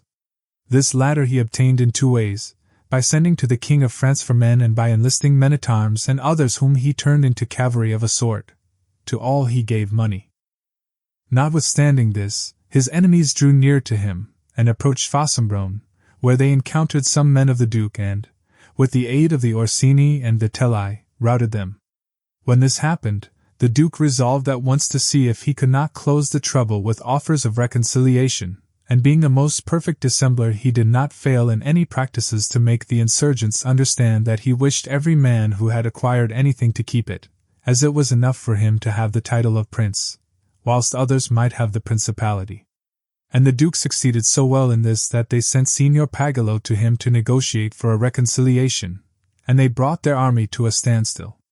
But the Duke did not stop his preparations, and took every care to provide himself with cavalry and infantry, and that such preparations might not be apparent to the others, he sent his troops in separate parties to every part of the Romagna. In the meanwhile there came also to him 500 French lancers, and although he found himself sufficiently strong to take vengeance on his enemies in open war, he considered that it would be safer and more advantageous to outwit them, and for this reason he did not stop the work of reconciliation.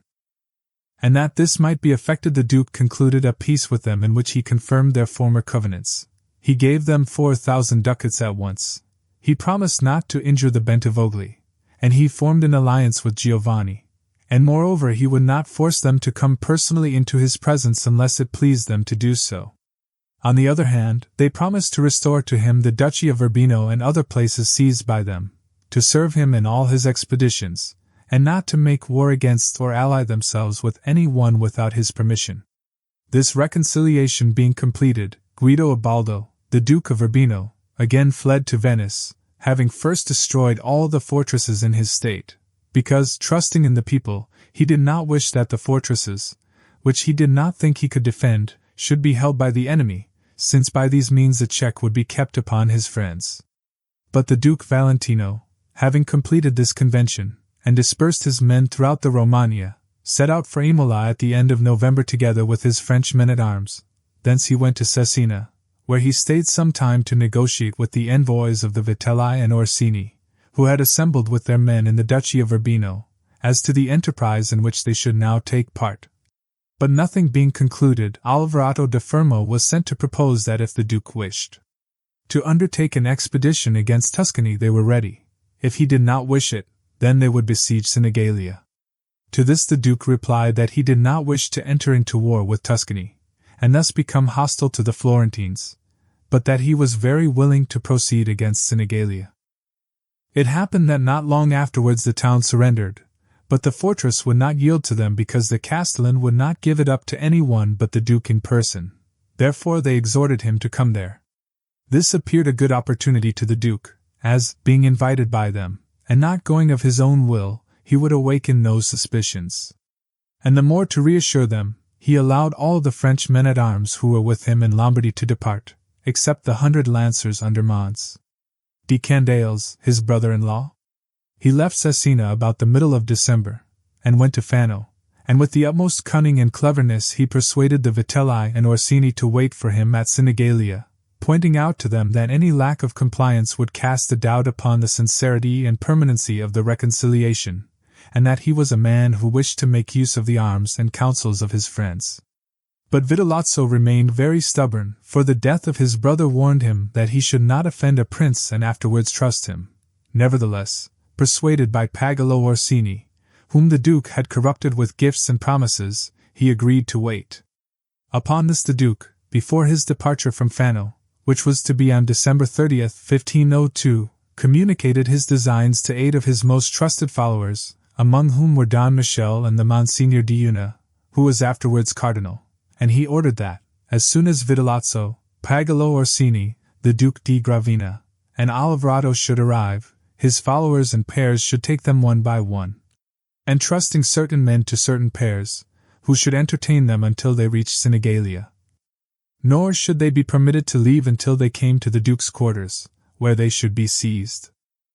The Duke afterwards ordered all his horsemen and infantry, of which there were more than 2,000 cavalry and 10,000 footmen, to assemble by daybreak at the Matoro, a river 5 miles distant from Fano, and await him there. He found himself, therefore, on the last day of December at the Matoro with his men, and having sent a cavalcade of about 200 horsemen before him, he then moved forward the infantry, whom he accompanied with the rest of the men-at-arms. Fano and Sinigalia are 2 cities of La Marca situated on the shore of the Adriatic Sea, 15 miles distant from each other, so that he who goes towards Sinigalia has the mountains on his right hand, the bases of which are touched by the sea in some places. The city of Sinigalia is distant from the foot of the mountains a little more than a bow-shot and from the shore about a mile. On the side opposite to the city runs a little river which bathes that part of the walls looking towards Fano, facing the high road. Thus he who draws near to Sinigalia comes for a good space by road along the mountains, and reaches the river which passes by Sinigalia. If he turns to his left hand along the bank of it, and goes for the distance of a bow-shot, he arrives at a bridge which crosses the river. He is then almost abreast of the gate that leads into Sinigalia, not by a straight line, but transversely. Before this gate there stands a collection of houses with a square to which the bank of the river forms one side. The Vitelli and Orsini, having received orders to wait for the Duke, and to honor him in person, sent away their men to several castles distant from Sinigalia about 6 miles, so that room could be made for the men of the Duke, and they left in Sinigalia only Alvarado and his band, which consisted of 1,000 infantry and 150 horsemen, who were quartered in the suburb mentioned above. Matters having been thus arranged, the Duke Valentino left for Sinigalia, and when the leaders of the cavalry reached the bridge they did not pass over, but having opened it, one portion wheeled towards the river and the other towards the country, and a way was left in the middle through which the infantry passed, without stopping, into the town. Vitellozzo, Pagolo, and the Duke di Gravina on mules, accompanied by a few horsemen, went towards the Duke. Vitellozzo, unarmed and wearing a cape lined with green, appeared very dejected, as if conscious of his approaching death, a circumstance which, in view of the ability of the man and his former fortune, caused some amazement.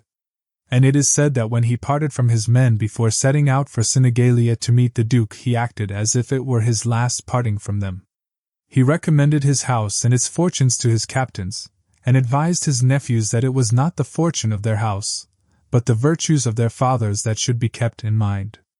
These three, therefore, came before the Duke and saluted him respectfully, and were received by him with goodwill. They were at once placed between those who were commissioned to look after them.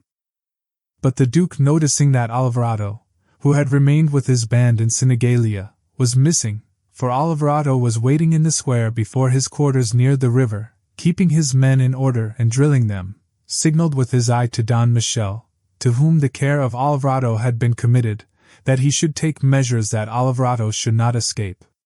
Therefore Don Michel rode off and joined Alvarado, telling him that it was not right to keep his men out of their quarters, because these might be taken up by the men of the Duke, and he advised him to send them at once to their quarters and to come himself to meet the Duke. And Alvarado, having taken this advice, came before the Duke, who, when he saw him, called to him, and Alvarado, having made his obeisance, joined the others. So the whole party entered Sinigalia, dismounted at the Duke's quarters, and went with him into a secret chamber, where the Duke made them prisoners. He then mounted on horseback, and issued orders that the men of Alvarado and the Orsini should be stripped of their arms. Those of Alvarado, being at hand, were quickly settled, but those of the Orsini and Vitelli, being at a distance, and having a presentiment of the destruction of their masters, had time to prepare themselves, and bearing in mind the valor and discipline of the Orsinian and Vitellian houses, they stood together against the hostile forces of the country and saved themselves. But the Duke's soldiers, not being content with having pillaged the men of Alvarado, began to sack Sinigalia, and if the Duke had not repressed this outrage by killing some of them, they would have completely sacked it. Night having come and the tumult being silenced, the Duke prepared to kill Vitellozzo and Alvarado. He led them into a room and caused them to be strangled. Neither of them used words in keeping with their past lives. Vitellozzo prayed that he might ask of the Pope full pardon for his sins. Alvarado cringed, and laid the blame for all injuries against the Duke on Vitellozzo. Pagolo and the Duke di Gravina Orsini were kept alive until the Duke heard from Rome that the Pope had taken the Cardinal Orsino, the Archbishop of Florence, and Messer Jacopo da Santa Croce. After which news, on January 18, 1502, in the castle of Pieve, they also were strangled in the same way. The life of Castrucho Castracani of Lucca. Castrucho Castracani 1284–1328. It appears, dearest Zenobi and Luigi, a wonderful thing to those who have considered the matter that all men, or the larger number of them, who have performed great deeds in the world, and excelled all others in their day, have had their birth and beginning in baseness and obscurity, or have been aggrieved by fortune in some outrageous way. They have either been exposed to the mercy of wild beasts, or they have had so mean a parentage that in shame they have given themselves out to be sons of Jove or of some other deity. It would be wearisome to relate who these persons may have been because they are well known to everybody, and, as such tales would not be particularly edifying to those who read them, they are omitted. I believe that these lowly beginnings of great men occur because fortune is desirous of showing to the world that such men owe much to her and little to wisdom, because she begins to show her hand when wisdom can really take no part in their career, thus all success must be attributed to her. Castrucho Castracani of Lucca was one of those men who did great deeds. if he is measured by the times in which he lived and the city in which he was born. But like many others, he was neither fortunate nor distinguished in his birth, as the course of this history will show. It appeared to be desirable to recall his memory, because I have discerned in him such indications of valor and fortune as should make him a great exemplar to men. I think also that I ought to call your attention to his actions, because you of all men I know delight most in noble deeds. The family of Castracani was formerly numbered among the noble families of Lucca, but in the days of which I speak it had somewhat fallen in estate, as so often happens in this world. To this family was born a son Antonio, who became a priest of the order of San Michele of Lucca, and for this reason was honored with the title of Messer Antonio. He had an only sister, who had been married to Buonaccorso's enemy, but Buonaccorso dying she became a widow, and not wishing to marry again went to live with her brother. Messer Antonio had a vineyard behind the house where he resided, and as it was bounded on all sides by gardens, any person could have access to it without difficulty. One morning, shortly after sunrise, Madonna Dianora, as the sister of Messer Antonio was called, had occasion to go into the vineyard as usual to gather herbs for seasoning the dinner, and hearing a slight rustling among the leaves of a vine she turned her eyes in that direction, and heard something resembling the cry of an infant. Whereupon she went towards it, and saw the hands and face of a baby who was lying enveloped in the leaves and who seemed to be crying for its mother. Partly wondering and partly fearing, yet full of compassion, she lifted it up and carried it to the house, where she washed it and clothed it with clean linen as is customary, and showed it to Messer Antonio when he returned home. When he heard what had happened and saw the child he was not less surprised or compassionate than his sister.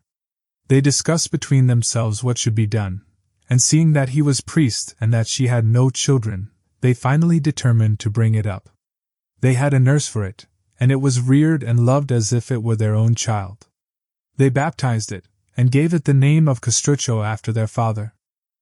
As the years passed, Castrucho grew very handsome, and gave evidence of wit and discretion, and learnt with a quickness beyond his years those lessons which Messer Antonio imparted to him. Messer Antonio intended to make a priest of him, and in time would have inducted him into his canonry and other benefices, and all his instruction was given with this object. But Antonio discovered that the character of Castrucho was quite unfitted for the priesthood. As soon as Castrucho reached the age of 14 he began to take less notice of the chiding of Messer Antonio and Madonna Dianora and no longer to fear them. He left off reading ecclesiastical books, and turned to playing with arms, delighting in nothing so much as in learning their uses, and in running, leaping, and wrestling with other boys. In all exercises he far excelled his companions in courage and bodily strength, and if at any time he did turn to books, only those pleased him which told of wars and the mighty deeds of men. Messer Antonio beheld all this with vexation and sorrow. There lived in the city of Lucca a gentleman of the Guinigi family, named Messer Francesco, whose profession was arms and who in riches, bodily strength, and valor excelled all other men in Lucca. He had often fought under the command of the Visconti of Milan, and as a Ghibelline was the valued leader of that party in Lucca. This gentleman resided in Lucca and was accustomed to assemble with others most mornings and evenings under the balcony of the Podesta, which is at the top of the square of San Michele, the finest square in Lucca, and he had often seen Castrucho taking part with other children of the street in those games of which I have spoken. Noticing that Castrucho far excelled the other boys, and that he appeared to exercise a royal authority over them, and that they loved and obeyed him, Messer Francesco became greatly desirous of learning who he was. Being informed of the circumstances of the bringing up of Castrucho, he felt a greater desire to have him near to him. Therefore he called him one day and asked him whether he would more willingly live in the house of a gentleman, where he would learn to ride horses and use arms, or in the house of a priest, where he would learn nothing but masses and the services of the church. Messer Francesco could see that it pleased Castrucho greatly to hear horses and arms spoken of, even though he stood silent, blushing modestly. But being encouraged by Messer Francesco to speak, he answered that, if his master were agreeable, nothing would please him more than to give up his priestly studies and take up those of a soldier. This reply delighted Messer Francesco, and in a very short time he obtained the consent of Messer Antonio, who was driven to yield by his knowledge of the nature of the lad, and the fear that he would not be able to hold him much longer. Thus Castrucho passed from the house of Messer Antonio the priest to the house of Messer Francesco Ginigi the soldier, and it was astonishing to find that in a very short time he manifested all that virtue and bearing which we are accustomed to associate with a true gentleman. In the first place he became an accomplished horseman, and could manage with ease the most fiery charger, and in all justs and tournaments, although still a youth, he was observed beyond all others, and he excelled in all exercises of strength and dexterity. But what enhanced so much the charm of these accomplishments was the delightful modesty which enabled him to avoid offense in either act or word to others, for he was deferential to the great men, modest with his equals, and courteous to his inferiors. These gifts made him beloved, not only by all the Ginigi family, but by all Lucca. When Castrucho had reached his 18th year, the Ghibellines were driven from Pavia by the Guelphs, and Messer Francesco was sent by the Visconti to assist the Ghibellines, and with him went Castrucho, in charge of his forces. Castrucho gave ample proof of his prudence and courage in this expedition, acquiring greater reputation than any other captain, and his name and fame were known, not only in Pavia, but throughout all Lombardy. Castrucho, having returned to Lucca in far higher estimation than he left it, did not omit to use all the means in his power to gain as many friends as he could, neglecting none of those arts which are necessary for that purpose. About this time Messer Francesco died, leaving a son 13 years of age named Pagolo, and having appointed Castrucho to be his son's tutor and administrator of his estate. Before he died Francesco called Castrucho to him, and prayed him to show Pagolo that goodwill which he, Francesco, had always shown to him, and to render to the son the gratitude which he had not been able to repay to the father. Upon the death of Francesco, Castrucho became the governor and tutor of Pagolo, which increased enormously his power and position, and created a certain amount of envy against him in Lucca in place of the former universal goodwill, for many men suspected him of harboring tyrannical intentions. Among these the leading man was Giorgio degli Opizi, the head of the Guelph party. This man hoped after the death of Messer Francesco to become the chief man in Lucca, but it seemed to him that Castrucho, with the great abilities which he already showed, and holding the position of governor, deprived him of his opportunity. Therefore he began to sow those seeds which should rob Castrucho of his eminence. Castrucho at first treated this with scorn, but afterwards he grew alarmed. Thinking that Messer Giorgio might be able to bring him into disgrace with the deputy of King Ruberto of Naples and have him driven out of Lucca. The lord of Pisa at that time was Uguccione of the Fagiuola of Arezzo, who being in the first place elected their captain afterwards became their lord. There resided in Paris some exiled Ghibellines from Lucca, with whom Castrucho held communications with the object of effecting their restoration by the help of Uguccione. Castrucho also brought into his plans friends from Lucca who would not endure the authority of the Opizi. Having fixed upon a plan to be followed, Castrucho cautiously fortified the tower of the Onesti, filling it with supplies and munitions of war, in order that it might stand a siege for a few days in case of need. When the night came which had been agreed upon with Uguccione, who had occupied the plain between the mountains and Pisa with many men, the signal was given, and without being observed Uguccione approached the gate of San Piero and set fire to the portcullis. Castrucho raised a great uproar within the city, calling the people to arms and forcing open the gate from his side. Uguccione entered with his men, poured through the town, and killed Messer Giorgio with all his family and many of his friends and supporters. The governor was driven out, and the government reformed according to the wishes of Uguccione, to the detriment of the city, because it was found that more than 100 families were exiled at that time. Of those who fled, part went to Florence and part to Pistoia, which city was the headquarters of the Guelph party, and for this reason it became most hostile to Uguccione and the Lucchese. As it now appeared to the Florentines and others of the Guelph party that the Ghibellines absorbed too much power in Tuscany, they determined to restore the exiled Guelphs to Lucca. They assembled a large army in the Val di Nivo, and seized Montecatini. From thence they marched to Monte Carlo, in order to secure the free passage into Lucca. Upon this Uguccione assembled his Pisan and Lucchese forces, and with a number of German cavalry which he drew out of Lombardy, he moved against the quarters of the Florentines. who upon the appearance of the enemy withdrew from Montecarlo, and posted themselves between Montecatini and Pescia. Uguccione now took up a position near to Montecarlo, and within about 2 miles of the enemy, and slight skirmishes between the horse of both parties were of daily occurrence. Owing to the illness of Uguccione, the Pisans and Lucchese delayed coming to battle with the enemy. Uguccione, finding himself growing worse, went to Montecarlo to be cured, and left the command of the army in the hands of Castrucho. This change brought about the ruin of the Guelphs, who, thinking that the hostile army having lost its captain had lost its head, grew overconfident. Castrucho observed this, and allowed some days to pass in order to encourage this belief. He also showed signs of fear, and did not allow any of the munitions of the camp to be used. On the other side, the Guelphs grew more insolent the more they saw these evidences of fear, and every day they drew out in the order of battle in front of the army of Castrucho. Presently, deeming that the enemy was sufficiently emboldened, and having mastered their tactics, he decided to join battle with them. First he spoke a few words of encouragement to his soldiers, and pointed out to them the certainty of victory if they would but obey his commands.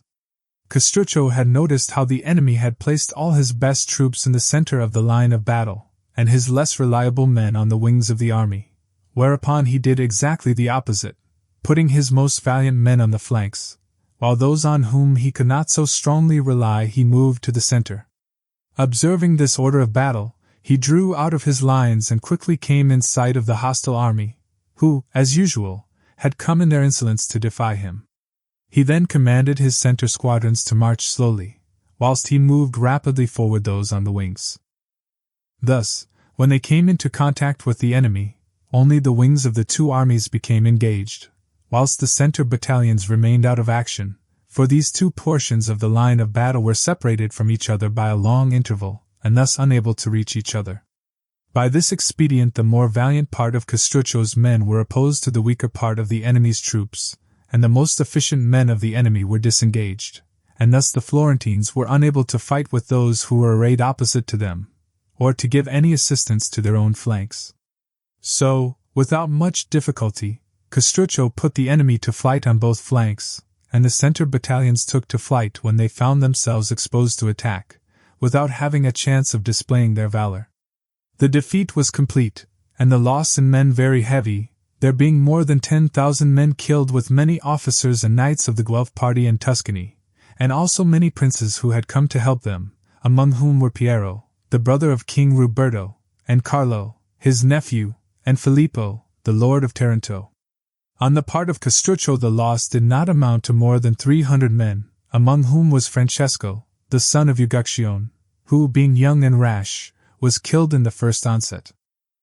This victory so greatly increased the reputation of Castruccio that Uguccione conceived some jealousy and suspicion of him, because it appeared to Uguccione that this victory had given him no increase of power, but rather than diminished it. Being of this mind, he only waited for an opportunity to give effect to it. This occurred on the death of Pier Niccolò Machiavelli, a man of great repute and abilities in Lucca, the murderer of whom fled to the house of Castruccio for refuge. On the sergeants of the captain going to arrest the murderer, they were driven off by Castruccio, and the murderer escaped. This affair coming to the knowledge of Uguccione, who was then at Pisa, it appeared to him a proper opportunity to punish Castruccio. He therefore sent for his son Neri, who was the governor of Lucca, and commissioned him to take Castruccio prisoner at a banquet and put him to death. Castruccio, fearing no evil, went to the governor in a friendly way, was entertained at supper, and then thrown into prison. But Neri, fearing to put him to death lest the people should be incensed, kept him alive, in order to hear further from his father concerning his intentions. Uguccione cursed the hesitation and cowardice of his son, and at once set out from Pisa to Lucca with 400 horsemen to finish the business in his own way.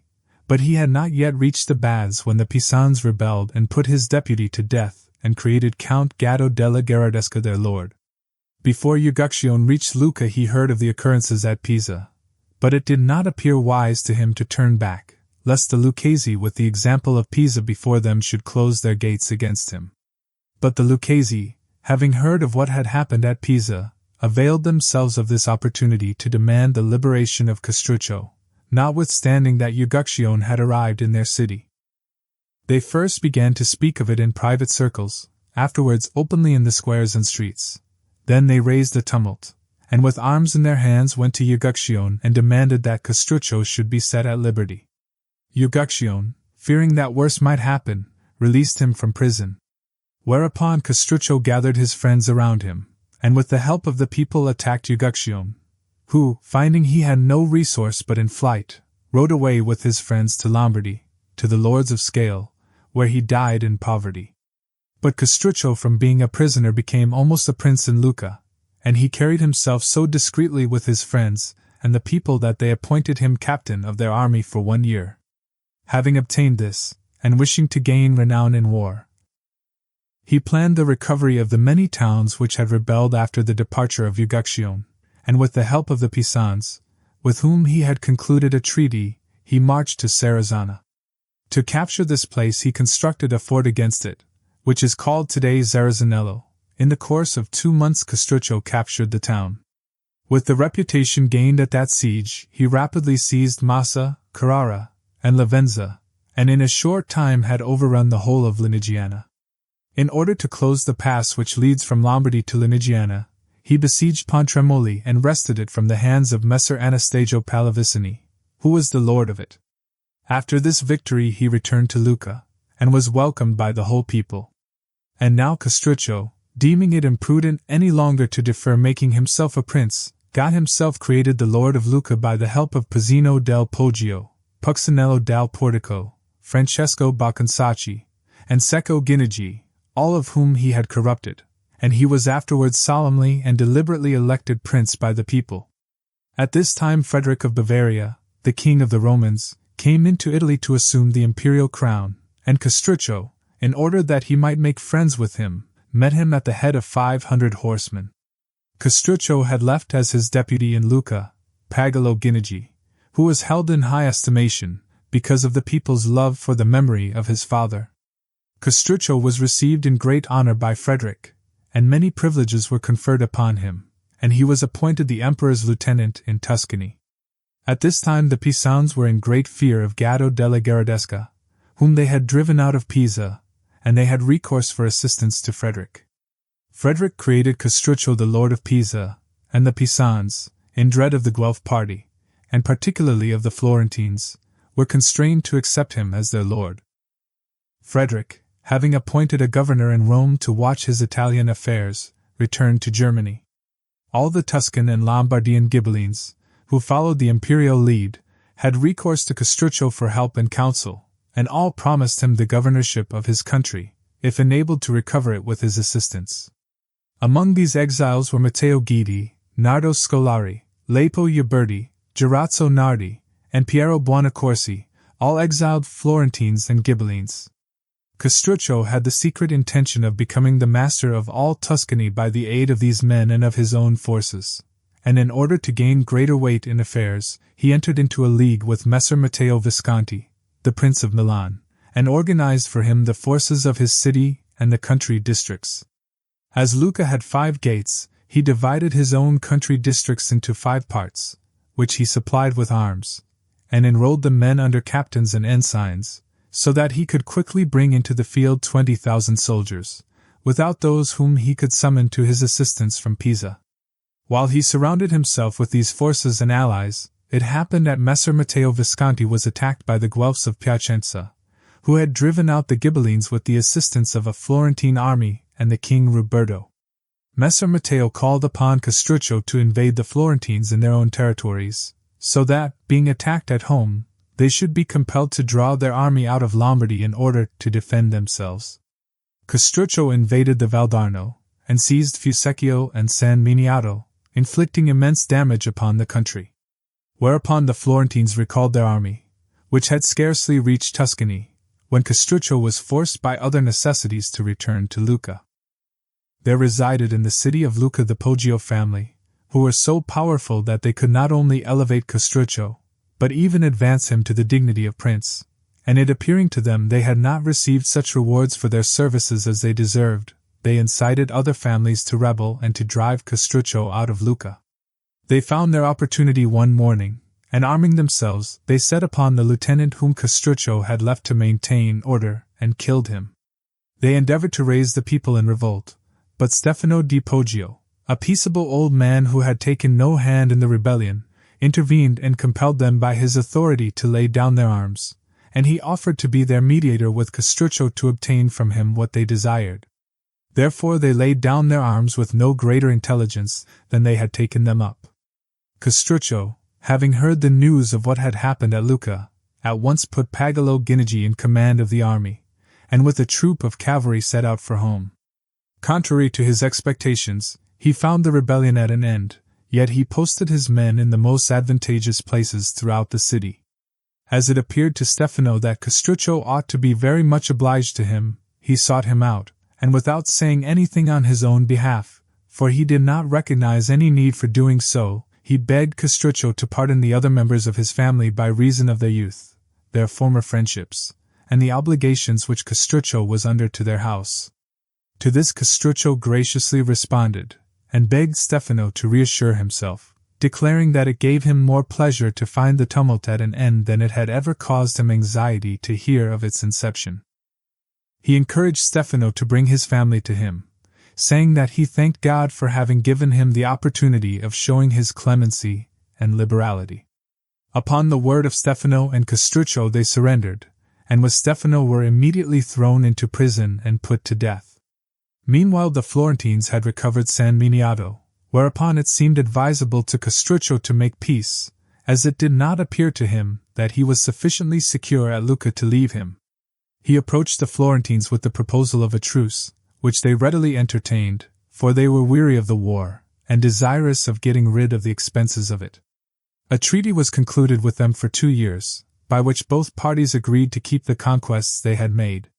Castrucho, thus released from this trouble, turned his attention to affairs in Lucca, and in order that he should not again be subject to the perils from which he had just escaped, he, under various pretenses and reasons, first wiped out all those who by their ambition might aspire to the principality, not sparing one of them, but depriving them of country and property, and those whom he had in his hands of life also, stating that he had found by experience that none of them were to be trusted. Then for his further security he raised a fortress in Lucca with the stones of the towers of those whom he had killed or hunted out of the state. Whilst Castrucho made peace with the Florentines, and strengthened his position in Lucca, he neglected no opportunity, short of open war, of increasing his importance elsewhere. It appeared to him that if he could get possession of Pistoia, he would have one foot in Florence, which was his great desire. He, therefore, in various ways made friends with the mountaineers, and worked matters so in Pistoia that both parties confided their secrets to him. Pistoia was divided, as it always had been, into the Bianchi and Neri parties. The head of the Bianchi was Bastiano di Passant, and of the Neri, Jacopo di Gia. Each of these men held secret communications with Castrucho, and each desired to drive the other out of the city, and after many threatenings, they came to blows. Jacopo fortified himself at the Florentine gate, Bastiano at that of the Lucchese side of the city. Both trusted more in Castrucho than in the Florentines, because they believed that Castrucho was far more ready and willing to fight than the Florentines, and they both sent to him for assistance. He gave promises to both, saying to Bastiano that he would come in person, and to Jacopo that he would send his pupil, Pagolo Ginigi. At the appointed time he sent forward Pagolo by way of Pisa, and went himself direct to Pistoia. At midnight both of them met outside the city, and both were admitted as friends. Thus the two leaders entered, and at a signal given by Castrucho, one killed Jacopo di Gia, and the other Bastiano di Passant, and both took prisoners or killed the partisans of either faction. Without further opposition Pistoia passed into the hands of Castrucho, who, having forced the signoria to leave the palace, compelled the people to yield obedience to him, making them many promises and remitting their old debts. The countryside flocked to the city to see the new prince, and all were filled with hope and quickly settled down, influenced in a great measure by his great valor. About this time great disturbances arose in Rome, owing to the dearness of living which was caused by the absence of the pontiff at Avignon. The German governor, Enrico, was much blamed for what happened, murders and tumults following each other daily, without his being able to put an end to them. This caused Enrico much anxiety lest the Romans should call in Roberto, the king of Naples, who would drive the Germans out of the city and bring back the Pope. Having no nearer friend to whom he could apply for help than Castrucho, he sent to him, begging him not only to give him assistance, but also to come in person to Rome. Castrucho considered that he ought not to hesitate to render the emperor this service, because he believed that he himself would not be safe if at any time the emperor ceased to hold Rome. Leaving Pagolo Ginigi in command at Lucca, Castrucho set out for Rome with 600 horsemen, where he was received by Enrico with the greatest distinction. In a short time the presence of Castrucho obtained such respect for the emperor that, without bloodshed or violence, good order was restored, chiefly by reason of Castrucho having sent by sea from the country round Pisa large quantities of corn, and thus removed the source of the trouble. When he had chastised some of the Roman leaders, and admonished others, voluntary obedience was rendered to Enrico. Castrucho received many honors, and was made a Roman senator. This dignity was assumed with the greatest pomp, Castrucho being clothed in a brocaded toga, which had the following words embroidered on its front: "I am what God wills," whilst on the back was, "What God desires shall be." During this time the Florentines, who were much enraged that Castrucho should have seized Pistoia during the truce, considered how they could tempt the city to rebel, to do which they thought would not be difficult in his absence. Among the exiled Pistoians in Florence were Baldo Secchi and Jacopo Baldini, both men of leading and ready to face danger. These men kept up communications with their friends in Pistoia, and with the aid of the Florentines entered the city by night, and after driving out some of Castrucio's officials and partisans, and killing others, they restored the city to its freedom. The news of this greatly angered Castruccio, and taking leave of Enrico, he pressed on in great haste to Pistoia. When the Florentines heard of his return, knowing that he would lose no time, they decided to intercept him with their forces in the Val di Nivo, under the belief that by doing so they would cut off his road to Pistoia. Assembling a great army of the supporters of the Guelph cause, the Florentines entered the Pistoian territories. On the other hand, Castruccio reached Monte Carlo with his army, and having heard where the Florentines lay, he decided not to encounter it in the plains of Pistoia, nor to await it in the plains of Pescia, but, as far as he possibly could, to attack it boldly in the pass of Serravalle. He believed that if he succeeded in this design, victory was assured, although he was informed that the Florentines had 30,000 men, whilst he had only 12,000. Although he had every confidence in his own abilities and the valor of his troops, yet he hesitated to attack his enemy in the open lest he should be overwhelmed by numbers. Serravalle is a castle between Pescia and Pistoia, situated on a hill which blocks the Val di Nivo, not in the exact pass, but about a bowshot beyond. The pass itself is in places narrow and steep, whilst in general it ascends gently, but is still narrow, especially at the summit where the waters divide, so that 20 men side by side could hold it. The lord of Serravalle was Manfred, a German, who, before Castruccio became lord of Pistoia, had been allowed to remain in possession of the castle, it being common to the Lucchesi and the Pistoians, and unclaimed by either of them wishing to displace Manfred as long as he kept his promise of neutrality, and came under obligations to no one. For these reasons, and also because the castle was well fortified, he had always been able to maintain his position. It was here that Castruccio had determined to fall upon his enemy, for here his few men would have the advantage, and there was no fear lest, seeing the large masses of the hostile force before they became engaged, they should not stand. As soon as this trouble with Florence arose, Castruccio saw the immense advantage which possession of this castle would give him, and having an intimate friendship with a resident in the castle, he managed matters so with him that 400 of his men were to be admitted into the castle the night before the attack on the Florentines, and the castellan put to death. Nor to await it in the plains of Pescia, but, as far as he possibly could, to attack it boldly in the pass of Serravalle. He believed that if he succeeded in this design, victory was assured, although he was informed that the Florentines had 30,000 men, whilst he had only 12,000. Although he had every confidence in his own abilities and the valor of his troops, yet he hesitated to attack his enemy in the open lest he should be overwhelmed by numbers. Serravalle is a castle between Pescia and Pistoia, situated on a hill which blocks the Val di Nivo, not in the exact pass, but about a bowshot beyond. The pass itself is in places narrow and steep, whilst in general it ascends gently, but is still narrow, especially at the summit where the waters divide, so that 20 men side by side could hold it. The lord of Serravalle was Manfred, a German, who, before Castrucho became lord of Pistoia, had been allowed to remain in possession of the castle, it being common to the Lucchesi and the Pistoians, and unclaimed by either of them wishing to displace Manfred as long as he kept his promise of neutrality, and came under obligations to no one.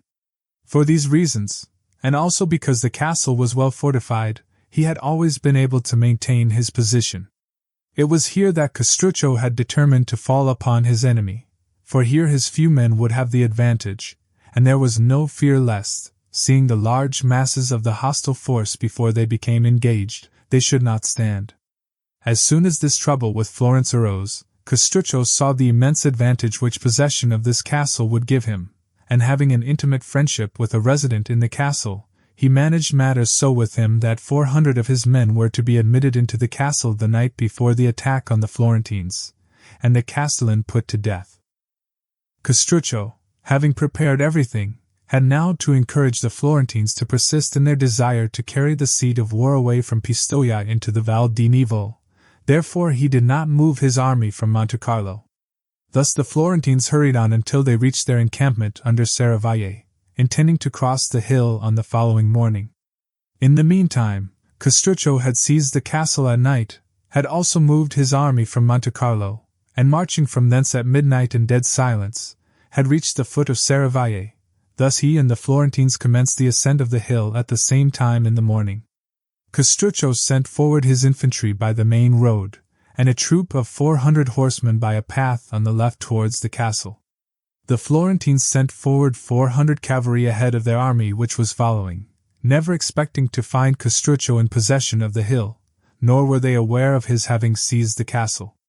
Thus it happened that the Florentine horsemen mounting the hill were completely taken by surprise when they discovered the infantry of Castrucho, and so close were they upon it they had scarcely time to pull down their visors.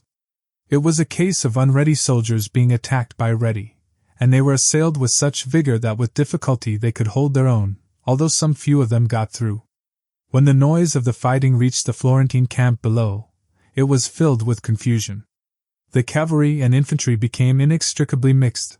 The captains were unable to get their men either backward or forward, owing to the narrowness of the pass, and amid all this tumult no one knew what ought to be done or what could be done.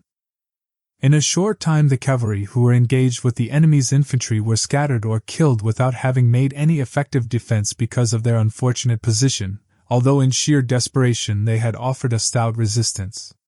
Retreat had been impossible, with the mountains on both flanks, whilst in front were their enemies, and in the rear their friends. When Castrucho saw that his men were unable to strike a decisive blow at the enemy and put them to flight, he sent 1,000 infantrymen round by the castle, with orders to join the 400 horsemen he had previously dispatched there, and commanded the whole force to fall upon the flank of the enemy. These orders they carried out with such fury that the Florentines could not sustain the attack, but gave way, and were soon in full retreat, conquered more by their unfortunate position than by the valor of their enemy. Those in the rear turned towards Pistoia, and spread through the plains, each man seeking only his own safety. The defeat was complete and very sanguinary. Many captains were taken prisoners, among whom were Bandini dei Rossi, Francesco Brunelleschi, and Giovanni della Tosa, all Florentine noblemen, with many Tuscans and Neapolitans who fought on the Florentine side, having been sent by King Ruberto to assist the Guelphs. Immediately the Pistoians heard of this defeat they drove out the friends of the Guelphs, and surrendered to Castrucho. He was not content with occupying Prato and all the castles on the plains on both sides of the Arno, but marched his army into the plain of Peredola, about 2 miles from Florence. Here he remained many days, dividing the spoils, and celebrating his victory with feasts and games, holding horse races, and foot races for men and women. He also struck medals in commemoration of the defeat of the Florentines. He endeavored to corrupt some of the citizens of Florence, who were to open the city gates at night. But the conspiracy was discovered, and the participators in it taken and beheaded, among whom were Tommaso Lepacci and Lambertuccio Frescobaldi. This defeat caused the Florentines great anxiety, and despairing of preserving their liberty, they sent envoys to King Ruberto of Naples, offering him the dominion of their city, and he, knowing of what immense importance the maintenance of the Guelph cause was to him, accepted it.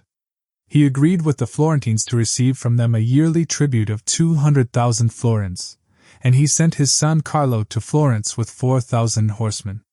Shortly after this the Florentines were relieved in some degree of the pressure of Castrucio's army, owing to his being compelled to leave his positions before Florence and march on Pisa, in order to suppress a conspiracy that had been raised against him by Benedetto Lanfranchi, one of the first men in Pisa, who could not endure that his fatherland should be under the dominion of the Lucchesi. He had formed this conspiracy, intending to seize the citadel, kill the partisans of Castruccio, and drive out the garrison. As, however, in a conspiracy paucity of numbers is essential to secrecy, so for its execution a few are not sufficient, and in seeking more adherents to his conspiracy Lanfranchi encountered a person who revealed the design to Castruccio. This betrayal cannot be passed by without severe reproach to Bonifacio Cerci and Giovanni Guidi, two Florentine exiles who were suffering their banishment in Pisa. Thereupon Castruccio seized Benedetto and put him to death, and beheaded many other noble citizens, and drove their families into exile. It now appeared to Castruccio that both Pisa and Pistoia were thoroughly disaffected. He employed much thought and energy upon securing his position there, and this gave the Florentines their opportunity to reorganize their army, and to await the coming of Carlo, the son of the King of Naples. When Carlo arrived they decided to lose no more time, and assembled a great army of more than 30,000 infantry, and 10,000 cavalry, having called to their aid every Guelph there was in Italy. They consulted whether they should attack Pistoia or Pisa first, and decided that it would be better to march on the latter, a course, owing to the recent conspiracy, more likely to succeed, and of more advantage to them, because they believed that the surrender of Pistoia would follow the acquisition of Pisa. In the early part of May 1328, the Florentines put in motion this army and quickly occupied Lastra, Signa, Montelupo, and Empoli, passing from thence on to San Miniato. When Castruccio heard of the enormous army which the Florentines were sending against him, he was in no degree alarmed, believing that the time had now arrived when fortune would deliver the empire of Tuscany into his hands, for he had no reason to think that his enemy would make a better fight, or had better prospects of success, than at Pisa or Serravalle. He assembled 20,000 foot soldiers and 4,000 horsemen, and with this army went to Fusecchio, whilst he sent Pagolo Ginigi to Pisa with 5,000 infantry. Fusecchio has a stronger position than any other town in the Pisan district, owing to its situation between the rivers Arno and Gusciana and its slight elevation above the surrounding plain. Moreover, the enemy could not hinder its being victualled unless they divided their forces, nor could they approach it either from the direction of Lucca or Pisa, nor could they get through to Pisa, or attack Castruccio's forces except at a disadvantage. In one case they would find themselves placed between his two armies, the one under his own command and the other under Pagolo, and in the other case they would have to cross the Arno to get to close quarters with the enemy, an undertaking of great hazard. In order to tempt the Florentines to take this latter course, Castruccio withdrew his men from the banks of the river and placed them under the walls of Fusecchio, leaving a wide expanse of land between them and the river. The Florentines, having occupied San Miniato, held a council of war to decide whether they should attack Pisa or the army of Castruccio, and, having weighed the difficulties of both courses, they decided upon the latter. The river Arno was at that time low enough to be fordable, yet the water reached to the shoulders of the infantrymen, and to the saddles of the horsemen. On the morning of June 10, 1328, the Florentines commenced the battle by ordering forward a number of cavalry and 10,000 infantry. Castruccio, whose plan of action was fixed, and who well knew what to do, at once attacked the Florentines with 5,000 infantry and 3,000 horsemen, not allowing them to issue from the river before he charged them. He also sent 1,000 light infantry up the river bank, and the same number down the Arno. The infantry of the Florentines were so much impeded by their arms and the water that they were not able to mount the banks of the river, whilst the cavalry had made the passage of the river more difficult for the others, by reason of the few who had crossed having broken up the bed of the river, and this being deep with mud, many of the horses rolled over with their riders and many of them had stuck so fast that they could not move. When the Florentine captains saw the difficulties their men were meeting, they withdrew them and moved higher up the river, hoping to find the river bed less treacherous and the banks more adapted for landing. These men were met at the bank by the forces which Castrucho had already sent forward, who, being light-armed with bucklers and javelins in their hands, let fly with tremendous shouts into the faces and bodies of the cavalry. The horses, alarmed by the noise and the wounds, would not move forward, and trampled each other in great confusion. The fight between the men of Castrucho and those of the enemy who succeeded in crossing was sharp and terrible. Both sides fought with the utmost desperation and neither would yield. The soldiers of Castrucho fought to drive the others back into the river, whilst the Florentines strove to get a footing on land in order to make room for the others pressing forward, who if they could but get out of the water would be able to fight, and in this obstinate conflict they were urged on by their captains. Castrucho shouted to his men that these were the same enemies whom they had before conquered at Serravalle, whilst the Florentines reproached each other that the many should be overcome by the few. At length Castrucho, seeing how long the battle had lasted, and that both his men and the enemy were utterly exhausted, and that both sides had many killed and wounded, pushed forward another body of infantry to take up a position at the rear of those who were fighting. He then commanded these latter to open their ranks as if they intended to retreat, and one part of them to turn to the right and another to the left. This cleared a space of which the Florentines at once took advantage, and thus gained possession of a portion of the battlefield. But when these tired soldiers found themselves at close quarters with Castrucho's reserves they could not stand against them, and at once fell back into the river. The cavalry of either side had not as yet gained any decisive advantage over the other, because Castrucho, knowing his inferiority in this arm, had commanded his leaders only to stand on the defensive against the attacks of their adversaries, as he hoped that when he had overcome the infantry he would be able to make short work of the cavalry. This fell out as he had hoped, for when he saw the Florentine army driven back across the river he ordered the remainder of his infantry to attack the cavalry of the enemy.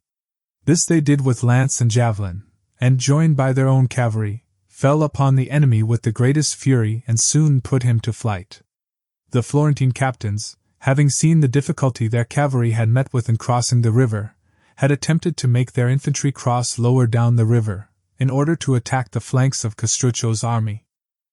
But here, also, the banks were steep and already lined by the men of Castrucho, and this movement was quite useless.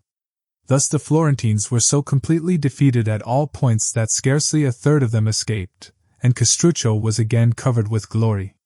Many captains were taken prisoners, and Carlo, the son of King Ruberto, with Michelagnolo Falcone and Taddeo degli Albizzi, the Florentine commissioners, fled to Empoli. If the spoils were great, the slaughter was infinitely greater, as might be expected in such a battle. Of the Florentines there fell 20,231 men, whilst Castrucho lost 1,570 men. But fortune, growing envious of the glory of Castrucho, took away his life just at the time when she should have preserved it, and thus ruined all those plans which for so long a time he had worked to carry into effect, and in the successful prosecution of which nothing but death could have stopped him. Castrucho was in the thick of the battle the whole of the day, and when the end of it came, although fatigued and overheated, he stood at the gate of Fucecchio to welcome his men on their return from victory and personally thank them. He was also on the watch for any attempt of the enemy to retrieve the fortunes of the day, he being of the opinion that it was the duty of a good general to be the first man in the saddle and the last out of it. Here Castrucho stood exposed to a wind which often rises at midday on the banks of the Arno, and which is often very unhealthy. From this he took a chill, of which he thought nothing, as he was accustomed to such troubles, but it was the cause of his death. On the following night he was attacked with high fever, which increased so rapidly that the doctors saw it must prove fatal. Castrucho, therefore, called Pagolo Guinigi to him, and addressed him as follows.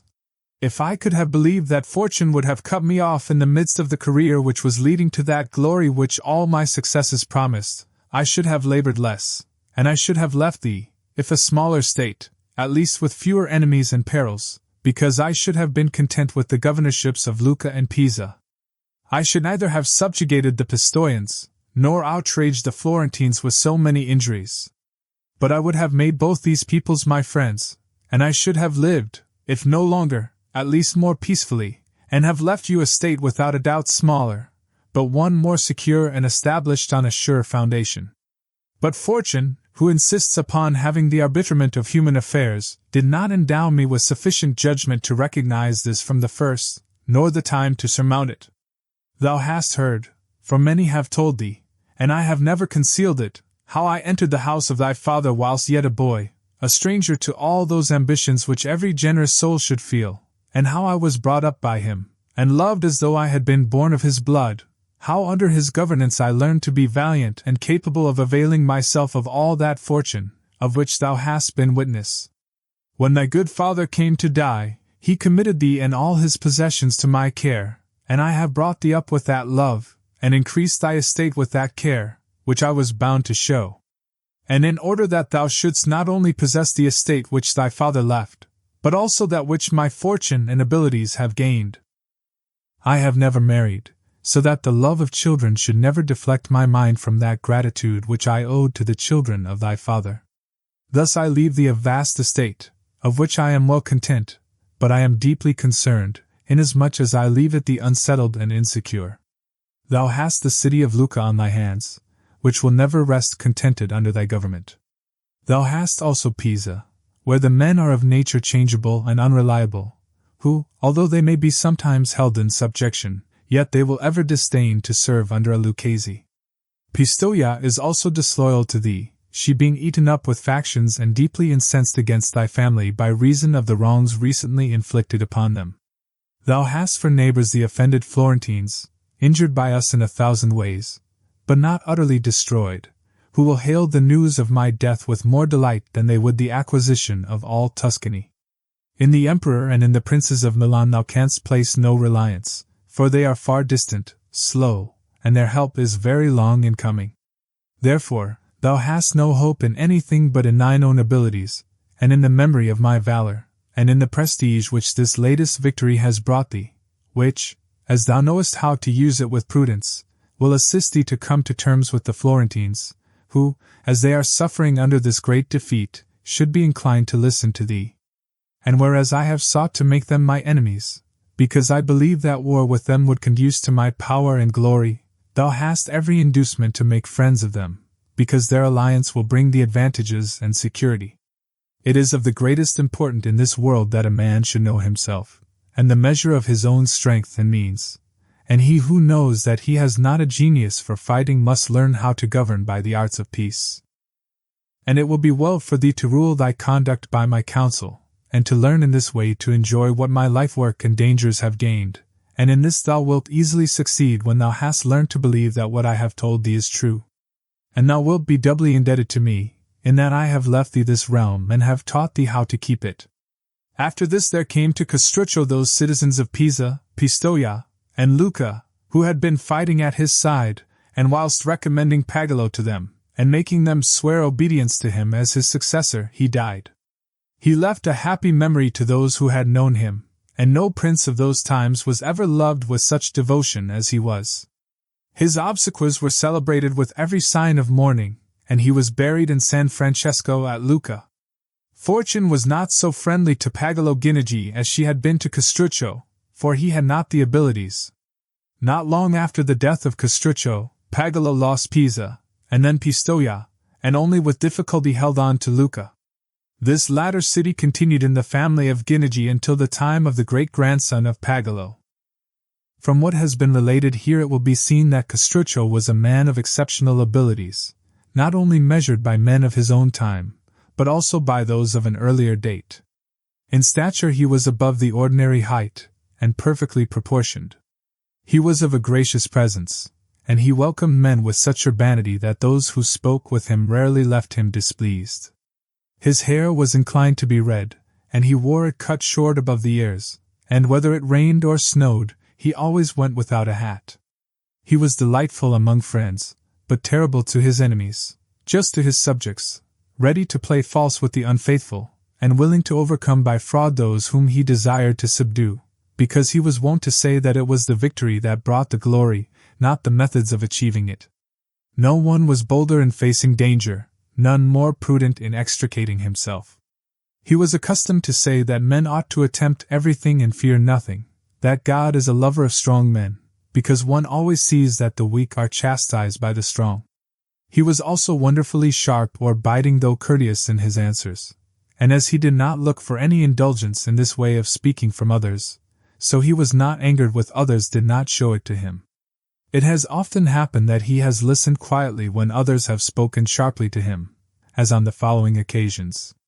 He had caused a ducat to be given for a partridge, and was taken to task for doing so by a friend, to whom Castrucho had said, "You would not have given more than a penny." "That is true," answered the friend. Then said Castrucho to him, "A ducat is much less to me." Having about him a flatterer on whom he had spat to show that he scorned him, the flatterer said to him, "Fishermen are willing to let the waters of the sea saturate them in order that they may take a few little fishes, and I allow myself to be wetted by spittle that I may catch a whale."